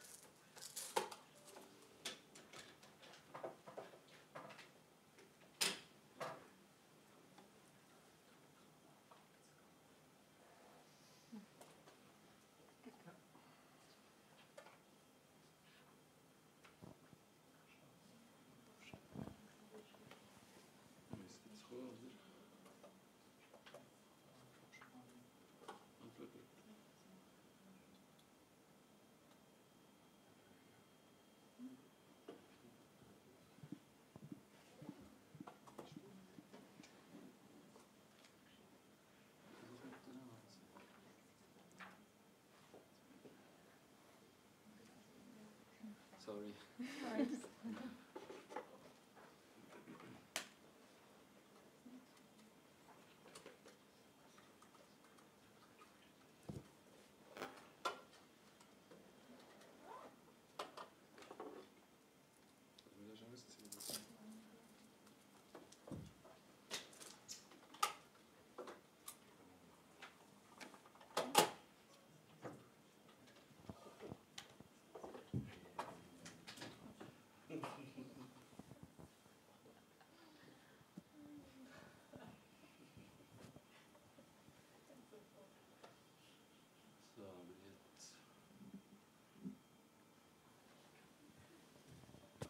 And we're back. And I guess the number of cables represent the complexity of the setup. So here, 1 second. Thank you. Yeah, and the reason why I wanted to do this brief introduction of talking about the different types of encodings that we have and the different types of data that we have is because there is some really interesting research on perception theory and how precise can we be when reading charts with different encodings. So for example, for quantitative variables, position and length are super effective. You know, we are able to estimate with a lot of precision the data value from these encodings. And as we go from the left side to the right side of the screen, it gets a little bit less accurate. And I wanted to show you share with you an example of how these things actually matter. So this was a study by Michelle Borken. And Michelle and her team worked to improve a visual representation that was used by doctors to diagnose heart diseases. And so they started from the original representation, which is there highlighted with the letter C. So it was that 3D model of an artery, and it's representative quantitative value along the artery with a rainbow scale. And what they did was essentially change two types of encodings, two changes. One was to go from a 3D representation to a two-dimensional one. So that's what happens from the bottom row to the top row. And then the other change that they did was to change the color palette that was being used from a rainbow color scale to a diverging color scale. And what I found really interesting about this paper is when we look at the results of the accuracy of doctors when using this visual representation after the changes.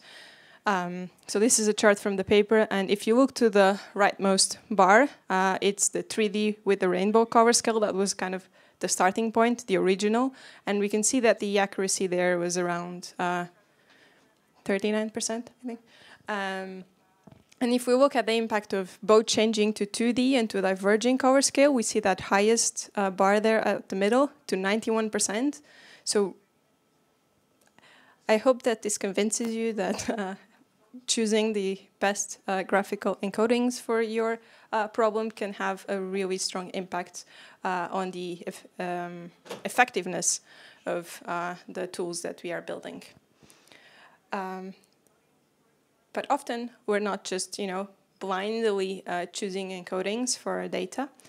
We often want to show some relationship in our data. So this is also an interesting angle to think about when starting to create the chart. Are you trying to show changes over time or correlation, maybe distributions or a ranking, and kind of getting your mindset on the specific data relationship that you're trying to convey will help you choose the best chart. And there are guides for that. For example, this is a great one from the Financial Times, where you see that in each column is kind of the task that you want your reader of your chart to do. So to see a ranking or a distribution or a change over time, and then you have kind of this list of potential charts that you can use to effectively drive your message forward. But up until now, we've been focusing on kind of really the symbols and the visual elements of a chart. But as we know, that's not everything that makes up a chart, right? And so there are other elements in the chart that help us guide it. Let's have together like a quick look at the anatomy of the chart. We know all of them, but just to be on the same page. This is a classical chart, I would say, and then we have this area of the chart, which is the part that should stand out from any visualization. Then we have the title and the description, which is equally important because it gives the context and some more details to understand it. Then we have axes for the charts that are needed.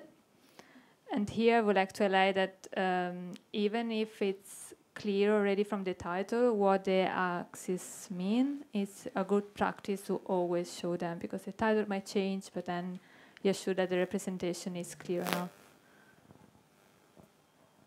Legends, of course, it's something that helps, or is needed to understand different colors or patterns.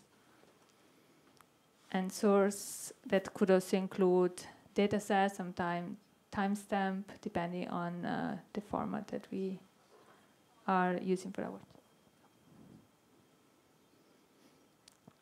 Now we would like to give you some practical tips, some practices, best practices that come from our experiences. We have divided into different sections. The first one is applying colors. It's probably one of the most challenging part of any visualizations.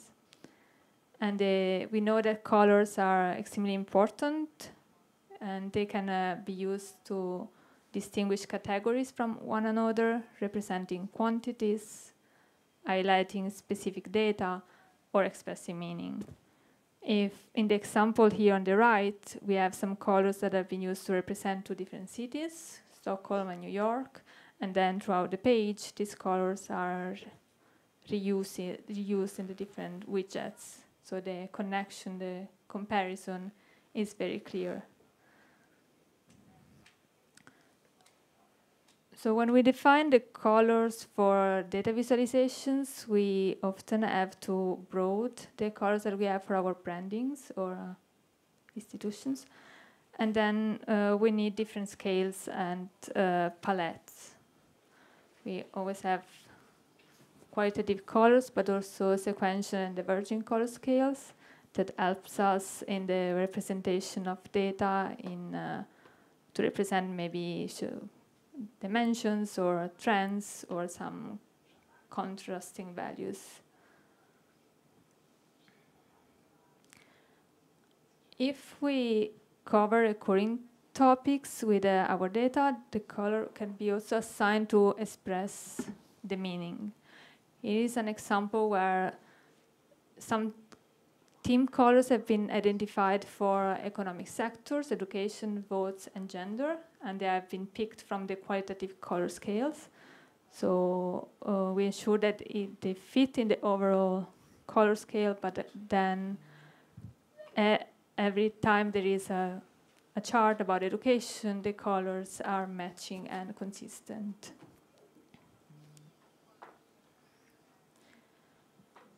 We need to be aware of color blindness, and there are some tools that can help us simulate different color blindness, and this is very useful to see how our charts would look like.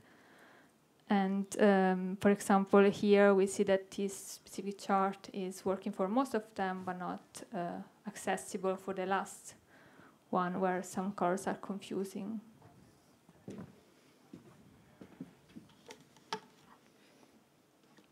A better approach is definitely not to use color alone to convey a meaning.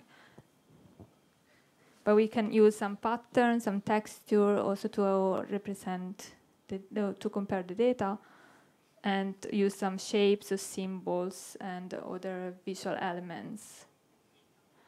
Here, for example, the two bars, one is solid color and the other one is this hashed pattern.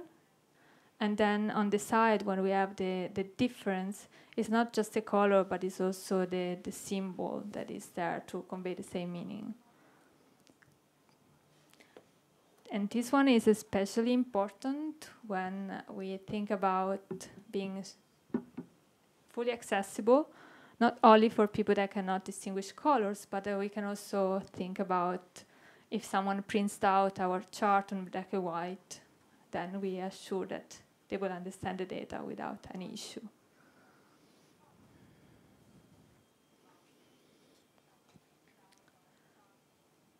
When we have multiple categories, we tend to use the categorical colors, which is a good practice. And but then we can also think that if some categories have a kind of relationship, that it's a relationship of order or a progression, we can also use the sequential color scales. For example, here on the right side, we see that The 3 bars represent 3 different years, and on the second, on the version at the bottom, it's much easier to understand which one is the latest year and the relation between the 3. So the darker is most likely the latest.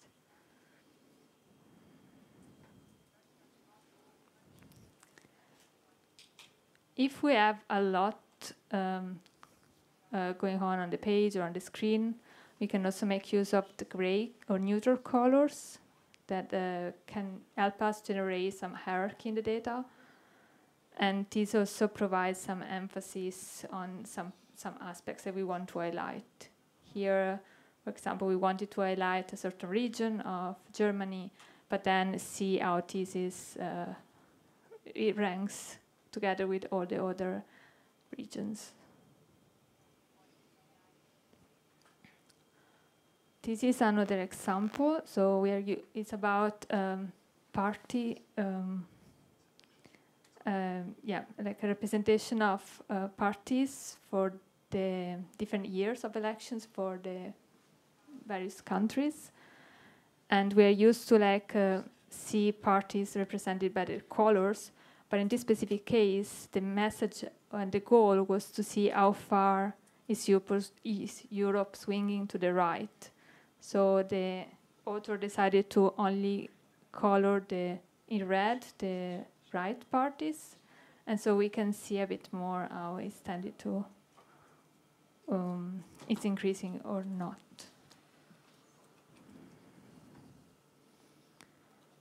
Now let's look at the composition of the chart. So if there is a natural logic order, like in this case we have the months of the year, it's often a good practice to keep this order, because then we know where to find months in this case that we are interested in. But in other cases, it's more effective to sort them by measure. Even if there is an alphabetical order that might be useful, sometimes it's much more effective to sort by measure, so that we can compare a bit better. We can see who is the largest, who is the smallest, without having to interpret it. This is another example, and is a sunburst chart, and also here the items are sorted in order so that the largest value appears first, and then it's arranged from the largest to the smallest amount clockwise.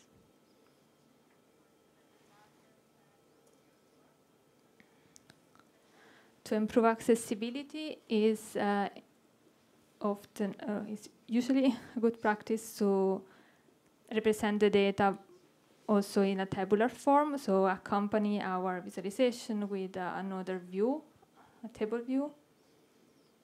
And some people might find this easier to read, and also for people with visual impairments, this will be a way to navigate through the data a bit easily.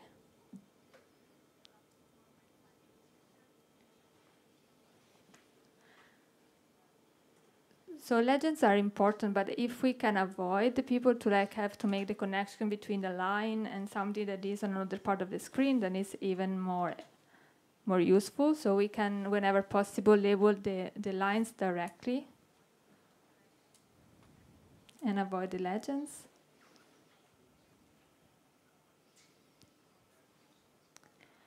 And here's an example that when we are presenting some data visualization, we should make sure that what's important is visible without interaction. So if we want to show some data here about Switzerland, then the data is shown directly on the map, and we might have on the top left, we have some data about overall Switzerland, but then on interaction, people could see the data for the different, for a specific canton and dive into more details.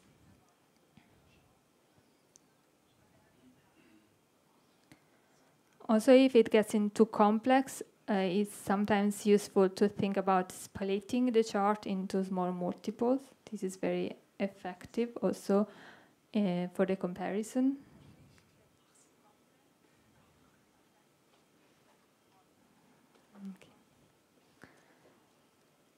Here we want to look at how to focus on what really matters and how to enhance some clarity. If we use the title to indicate the main takeaways, it's easier for the user to understand what to look in the data. So sometimes we use the title just to indicate the topic, which is fine if we have dynamic data, but we can consider in some cases it might be more effective to use the title.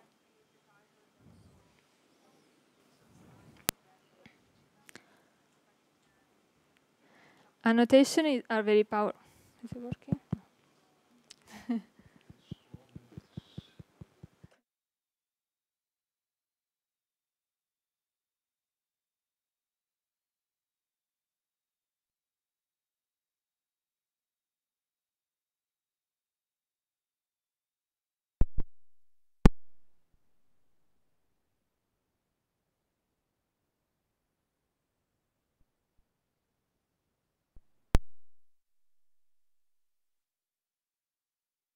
Search results in Google between 2004 and 2023, and here we see some spikes. And then if we don't give it context, the user might have to find themselves what's the reason, but if we already know, then we can add and explain for them the meaning of these outliers. Yay. Back.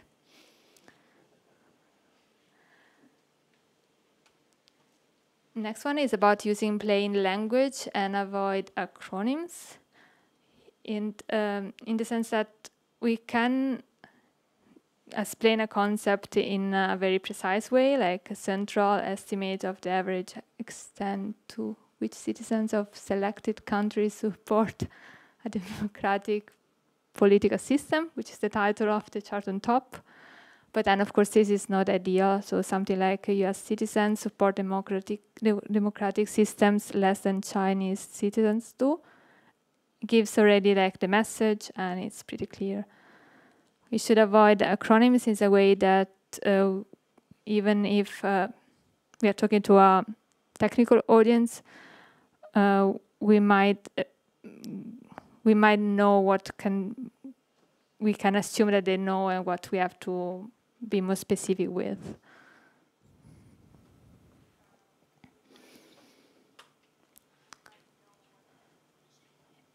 Okay, let's speed up.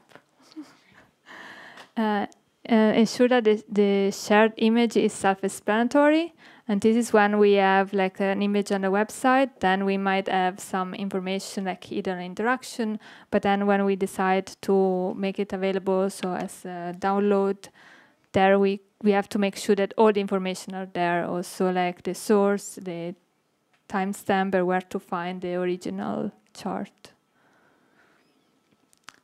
Often when designing dashboards, we are struggling in creating hierarchy there. And what would help us is to make sure that KPIs are on top and then use the size of the different widgets to also emphasize hierarchy between the different charts. Make the chart more memorable. Here I've collected this example that I quite like, where we have like the fortune of Jeff Bezos, which is $130 billion. But then this is difficult to relate to. In the chart on top, we see how much money billionaires make in an hour, and then we see that Jeff Bezos has almost $4.5 million an hour. And then this is something that everybody can relate to, like the hourly rate of their job. We also have seen previously that our icons and illustration can be quite powerful. Here, for example, we have a simple bar chart, but the use of the illustrations and make it very obvious that we're talking about skiing competitions. We could explore data with animation and different media. Like here we have this chart from the Joe Biden Twitter account. and it's powerful, it's engaging, capture the attention, but we have to be sure that it might cause some problems for people that have motion sensibility, so we should always allow the user to stop or control the animation. The last part is about defining and sharing the guidelines. Here is an input on how we could share some best practices or like knowledge in our organizations. Unfortunately, there is no something that works for everybody, so every team has to define what works for them because they have different audiences, different needs. But here I've collected some examples. These from VFS, and they are focusing on defining font, colors, and basic charts that they are using more often on their communication, and that these also increase like coherency between all the communication that they have, as well as remove some effort in thinking of how to best create a chart, but to use a format that works. The European Environment Agency has created these do and don'ts of data visualizations when they are focusing more on some examples and best practices. I suggest you to go and look. I always find interesting topics there. And the Z, which is a Swiss newspaper, has tailored the guidelines to their way of communicating, also complex data and information to a general public. Oops. Yeah. And here is an example of Swisscom, the communication provider in Switzerland, who has created these guidelines just for Tableau, so more tool-specific, so that they have also templates and guidelines there directly for people that use this tool. Yeah, so at this point, I think we've already discussed kind of the building blocks of charts, and Tanya has shared kind of a goldmine of tips on how to design efficient visualizations. And I think at this point, yeah, we can say what we think makes a visualization good. But sometimes even the most accurate and perceptually efficient chart will be overlooked, especially nowadays when so much content is around us. Charts can kind of not stand out and not be seen. So for this section, we're going to talk a bit about that, of how to kind of raise engagement for the visualizations that we are creating. We'll start by good news, which is that data visualization is popular. People look for charts, and they seek out these visual representations, from interactive reporting to data journalism. This is a selection of works from the New York Times. And I personally would like to point out a specific example, which was this piece by Ari Stevens of the Washington Post during the COVID pandemic. And it's a very interesting article that kind of explains how COVID spread and the importance of social distancing in a very interactive way. And I think, it was in 2020 when it was released, it was the most seen article in the Washington Post ever. And even when we think about flattening the curve, all of that discourse was shaped by data visualization. So I think we're in a good position, kind of, in terms of the public is looking for our charts. And so we should not feel demoralized by the large amount of content. And we might think that the large amount of content that surrounds us nowadays is kind of a new problem, a new challenge for data visualization, and it definitely contributes to the challenges of communicating data. But I want to kind of bring us back in time for a little bit. And so this is the well-known Florence Nightingale's Rose chart, because back in the 1800s, people were still thinking of how can I visualize data effectively. It's not a necessarily new problem. It's something that data visualization practitioners have faced. Florence Nightingale is one of the founding figures of nursing. You've probably heard her from that context. She's also a design hero in the data viz world. And I want to tell the story of Florence. So she was a nurse during the Crimean War, where she was, when she witnessed what she thought was a lot of preventable deaths from poor hygiene conditions in the hospitals there. And she wanted to do something about it. And she did it in a very data-driven way. So Florence collected data, analyzed data, and more important for what we're talking about today, she communicated data very efficiently, and she was able to change kind of the conditions in those hospitals. So it worked. And if you look at this, you'll notice it's a kind of an unusual chart. You don't see it nowadays very often. You know, if we think about the research on perception theory and kind of a common trend within visualization sometimes, you might look at a chart like this and think, well, that should have been a bar chart. It would be a lot more efficient to read. And there is a great talk by Robert Kazara on the Outlier conference a couple of years ago, just how this myth of just being too focused on the perceptual accuracy of your data visualization can actually be damaging in your ability to communicate. So yeah, I do invite you to check that talk out. Yeah, and something that Robert pointed out in his talk is that we knew that Florence Nightingale knew how to build a bar chart. There's historical records of that. She decided on purpose not to use a bar chart and to use this rose diagram instead, and it really worked in her favor.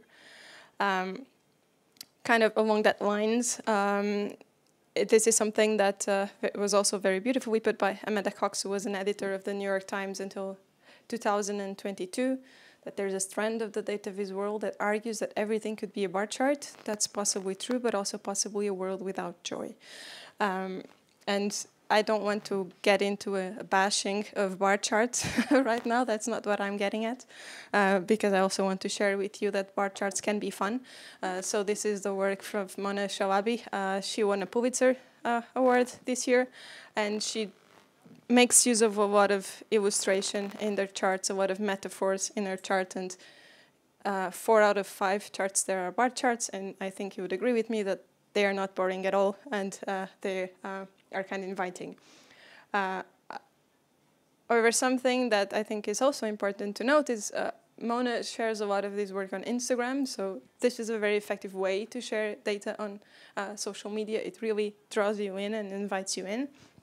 But obviously, it's not always a clear ground. You know, you should think about the tone, existing style guides, or brand identities when you're creating charts. Like it's often those are not negotiable, but I think this is a really great example of how sometimes it makes sense to break data visualization traditional rules. And often things might be put into this kind of black and white thing between accurate, very precise charts that should only optimize for variable effectiveness. You've probably heard of you should maximize the data to ink ratio, you know, that's what you should care about. But then we see on the other side the power of a novelty and an engagement. And how adding these additional elements on top of the pure symbolic shapes can have value. And this is not so black and white, it's actually more just a kind of a really big gray area. And I think the important thing really is to first, novelty and novel charts help you make things more memorable, but also focus on what you want to be memorable, right? It is the data and the purpose and not all the superfluous elements that you might add. And then kind of on this topic of breaking rules and doing things a little bit different, you need to be aware of how charts work and why some of these rules or guidelines exist, so that you can be critical and understand how to navigate your design space, because the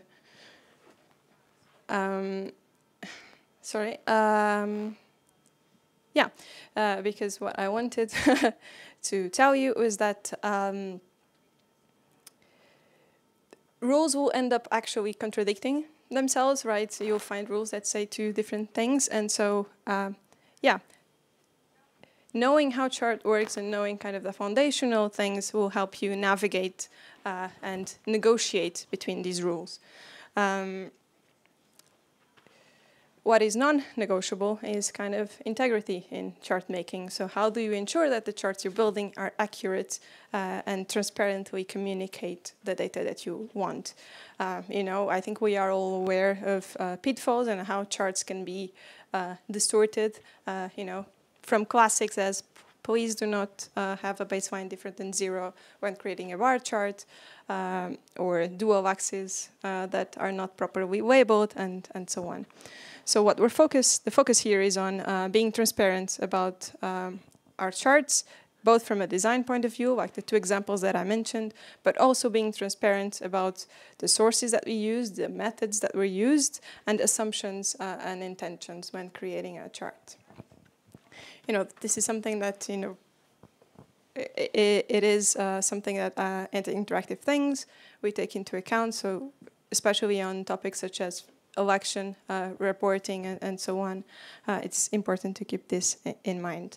But I also want to, on this topic of integrity and how to make sure that we're making charts that are truthful, we just wanted to also mention and highlight this amazing book by Alberto Cairo, How Charts Lie. It is kind of an example-based walkthrough to understand graphicacy, so kind of literacy of these visual representations. And I think this book is really good, both from data visualization practitioners to really understand the implications of the work that we do and how to design charts responsibly, but then also for, you know, the general public on how to be able to distinguish accurate and factual charts from charts that are trying to mislead you. And I think, you know, as organizations or as people that are producing charts, when we do it in a responsible way, by proper design, adding sources, adding annotations, making sure that the data is inspectable, that kind of raises the bar for chart making everywhere, so that the public will then kind of compare your chart that comes from like an official organization and has all of these annotations as is inspectable, and then when it is faced with a chart that is not as that doesn't have those elements, then to question it and to consider that it might not telling the whole truth of the data. So we want to leave you with some takeaways here. So what we hope that you take from today. So yeah, good design from the principles of data visualization is key to avoid distortion or manipulation, and yeah, to use to make sure that your chart is accurate and transparent. Also, it is important to think from a data standpoint. You know, is there any limitations on the data collection methods that you should make your audience aware, such as missing data or just showing the uncertainty of the data? Then, as we mentioned before, showing source and context. So that if the user is interested in knowing more about the data or validating anything that you've shown, they can do that. Then also show and tell. A graph is not worth 1,000 words, so provide titles, provide a summary of the chart's purpose, and also, yeah, labels, annotations, text helps charts. Then making things accessible, you know, from the alt text to accessible color palettes and web accessibility guidelines. And yeah, we are making charts their powerful way of communicating, so make sure that the charts that you're creating can't be in any way used to mislead, stereotype, or harm any particular groups. There's, yeah, ethical considerations to what we are creating. And we do have a couple more slides on tools and resources, but we're not going to go there. No, I understood. So, but yeah, if you have some questions about that, we can hope enter into that later. Okay, thanks for that. Let us join us on the panel now. Yeah. Thanks. Thanks.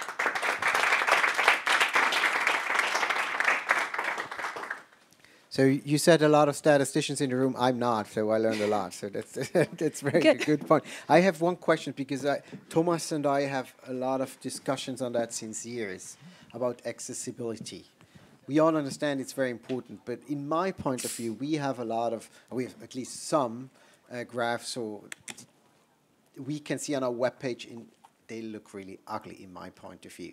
But maybe they're good, accessible for everyone, but sometimes I'm asking me, 90% are watching the graphs and they should be attracted by a graph. How do you deal with that? Because I said, Thomas, cannot we have a button, we have it in a way that everyone can read it in accessible way, but also in a nice, in a modern way? Is that possible? I have no clue about that, but it would be very interesting to hear from you. How will you deal with that? Yeah, can go. Start. So I don't think that should necessarily be put as kind of these alternatives to each other, because then you're not really giving the same experience to both audiences. And I would argue that it is possible to make engaging and attractive charts accessible. Even the most interactive visualizations can be, keyboard navigatable on the web, and having accessible cover palettes, which is kind of only usually the tip of the iceberg of accessibility in data visualization. And often we're also focused on visual impairments, but there's also kind of a cognitive load of charts, and things such as titles and so on really help with that. So, and I think, on the topic of accessibility, it can be a small percentage of people, but these are people that still deserve to have access to the data. And something else that I wanted to point out is that usually everyone benefits from better accessibility, because you might, break your arm one day and you can't use your mouse on your laptop, and then it's nice that it's keyboard navigable. Usually having these considerations ends up actually being productive for everyone. Thanks for that. Thomas, what's your point of view on that? I don't see it as a contradiction. Accessibility is one of many parameters. Timeliness is a parameter, seriousness, veracity, whatever. There's a lot of parameters that shape a good visualization, and ideally they all come together, but you cannot make it perfect and always fulfill all parameters. This is difficult in the production. And then maybe you come back in a year on our website, Benny, and don't look there too often at the moment. There's a lot of changes, and there's a lot of old graphs there, which we have to keep for statistical reasons, because we document also the past. So look at the new ones. I do that, because there are a lot of very good new ones. We also have to say that, to be fair. But I want to open, if there's someone in the sitting here and having some questions to our panelists, just raise your hand and I will bring you the mic. Before I do that, for me it was really interesting to see that, and I think it depends a lot on the target. Who you're targeting with the graph, and I think for national statistical offices it's very difficult to do that. We saw during the first session with the 5 presentation there are different approaches. Do you see a lot of development in the last 5 to 10 years? Because you showed some graphs, they were really old. So what's the trend you can make out? You can see that's the way we will do that in the next 5 to 10 years. That's how you have to do it. Very good question. What I see also is that sometimes it's driven by the tools. So because we might not have technical skills to create ad hoc charts, then we have to rely on what's available, and then a lot of charts they have the tooltip that is default by the tool, and then they have some other components that are the default, and so the charts tend to look the same. And but then the tools are getting more and more, they're getting better.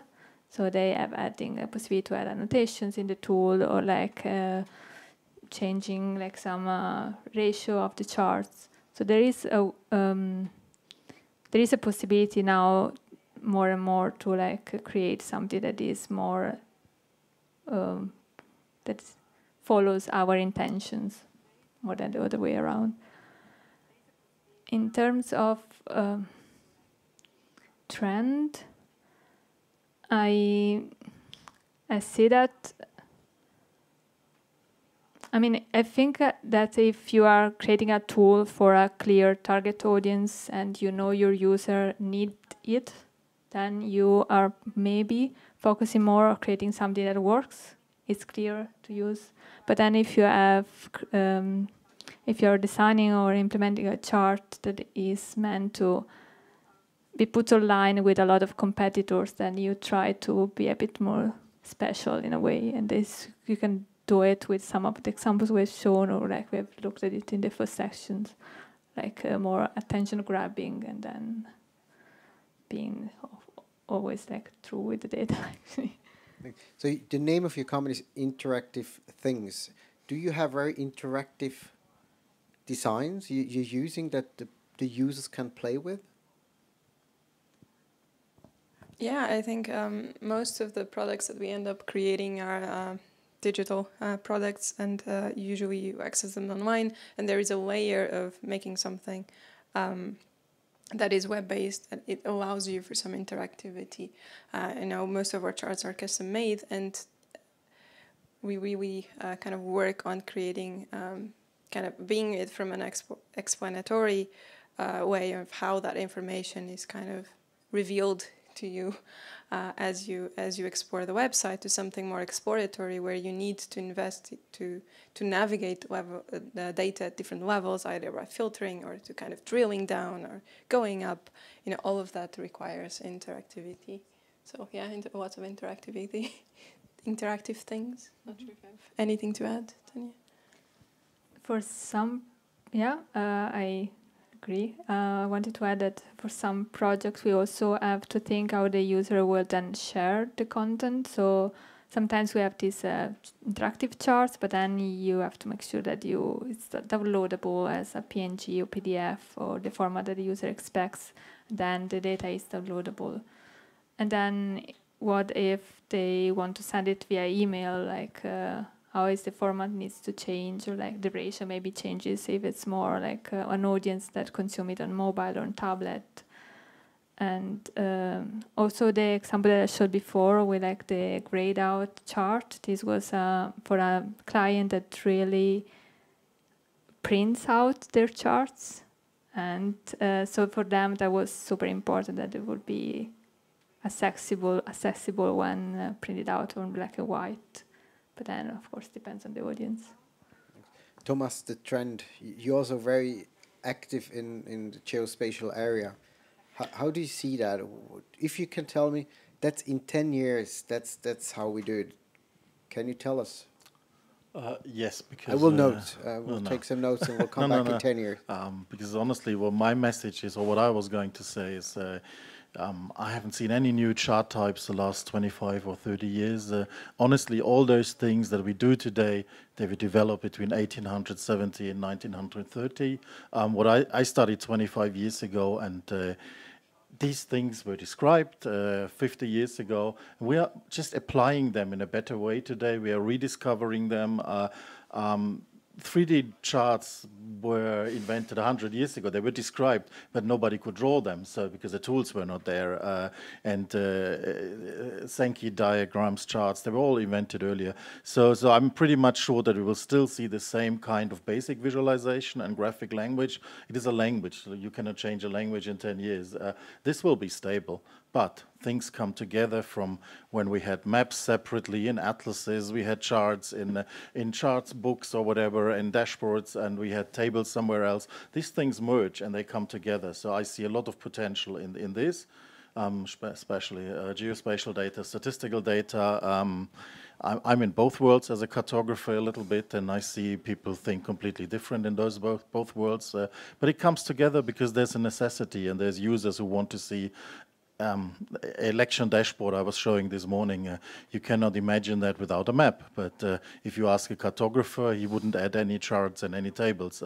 But the users want that, so that comes together, and this will be, I think we will not separate any kind of visualization anymore in 10 years. Thanks, I will come back. Yeah, Can I just add something, because I think it's a great point of how we keep seeing the same charts over and over again, because and kind of hinting back to something that you mentioned, Tanya, of the possibilities of tools and how that shape our kind of design space. You know, sometimes you look at a chart and you can clearly say, oh, that was made in Tableau, or oh, that was made in Excel. because the way that these tools were designed really constrict how you think about charts. And sometimes they have the good intention of making you follow guidelines and create good charts, but sometimes they kind of hinder your creativity. So I think it's super interesting when we look back at historical charts. We saw Florence Nightingale, but also like the Menard, where the to Russia, that chart, or even Playfair charts. They look so different from what we have today because they were drawn. There was literally paper and a pencil, and that kind of really opens up your freedom a lot more. So I guess that would be a trend that I don't necessarily see, but I would be hopeful, is that the tools that we have for charts kind of broaden again and we can have more creative charts again. But it's mostly hopeful thinking. We'll see. So my last question to Thomas, because I will use this opportunity because you're on the stage here. We saw the fantastic example by Slovenia today. Will we do something in our office like that, going to public and present our data in a modern way that my mother likes to watch it? Yes, because I like your mother. But yes, we should do that. But I'm not the one who's going to decide on that. I fear when we come up with this idea, Urs is not here, but some people in the board will say, this is not serious enough. We cannot go on the road with this. So there will be a lot of people having doubts and reserves on that in our office probably. So they will stop this project unless, well, you normally go through with your projects if you initiate it. But my question is, who are the people? I mean, not especially in our office, but who are the people they are not open to having this kind of modern communication? Subject statisticians, because they see also the critical things in the data. I mean, they see the pitfalls, they see the problems in the data, and they always fear to be exposed to someone. And it's the same with the press release. It's the same with social media. They don't want to do that much, go that far, because that might raise questions, criticism, and which they have to answer to, not us as graphical designers. So yeah. Yeah, I guess you all know this kind of discussion in the office. I get when I look at the faces here. So very interesting. All right, so we're coming to an end here, and I have to do some announcement at the end. But before I close, I would give you both the last words, because you saw some presentation by the countries. We had you here, and what are your takeaways from today? Yeah, so I think it's really interesting to see the work that has been done, and I think we were very lucky to have a selection and work through it and see, amazing things, from new perspectives on dashboarding that you can make them personalized, to like the amazing outdoors from Ljubljana. And I think we definitely take that as inspiration back to our work, and also as a member of public, it is really engaging to see data shown different ways. If that makes you interested in data that your country produces and that your statistical offices produce, and it just, I think, makes you more engaged citizen. Yeah, also for me it was it's a pleasure to see that everybody is together in the effort to make this data more understandable. So I see different approaches. I see the same struggles. So we are like a community that is trying to shape the future of the communication of statistical information to the general public. And if possible, I will take away one of the book. That's a nice one. And I also can show you the latest production we did. It was published at the SDG Summit last Sunday, to all the prime ministers and presidents. So we'll see if they can read our document. So it was done together with a university in Zurich, and we'll see if we have a clear message to the political leaders that you have to invest more in data and statistics. So we'll see if you follow on that. Thanks for coming to Bern for these 2 sessions. That was very exciting for me. I have to announce 4 points now. The first one, we have a lost found bag. So if you lost your bag, it's at the welcome desk. I hope it's on yours, but just saying that. Then I'm apologizing for the technical issues we had during the 2 sessions, but I hope anyway some people could follow this discussion. And then of course I would like to thanks to everyone who organized the 2 sessions and in general this conference, because it was I think 12 years ago the last time it was in Neuchâtel in Switzerland, and that was one of my first international meeting I attended when I started working at the office. And at the end, I think, last but not least, but it's quite nice, we have still now a small reception outdoors, and I would welcome you and invite you to this reception. But I know Thomas wants to have the last word and announce a lot of data visualizations, I guess. You can have another word. There's a few books left. If you would like to take a copy of the books, I don't want to carry them home with me. I have boxes full with them, so please take one. Thanks.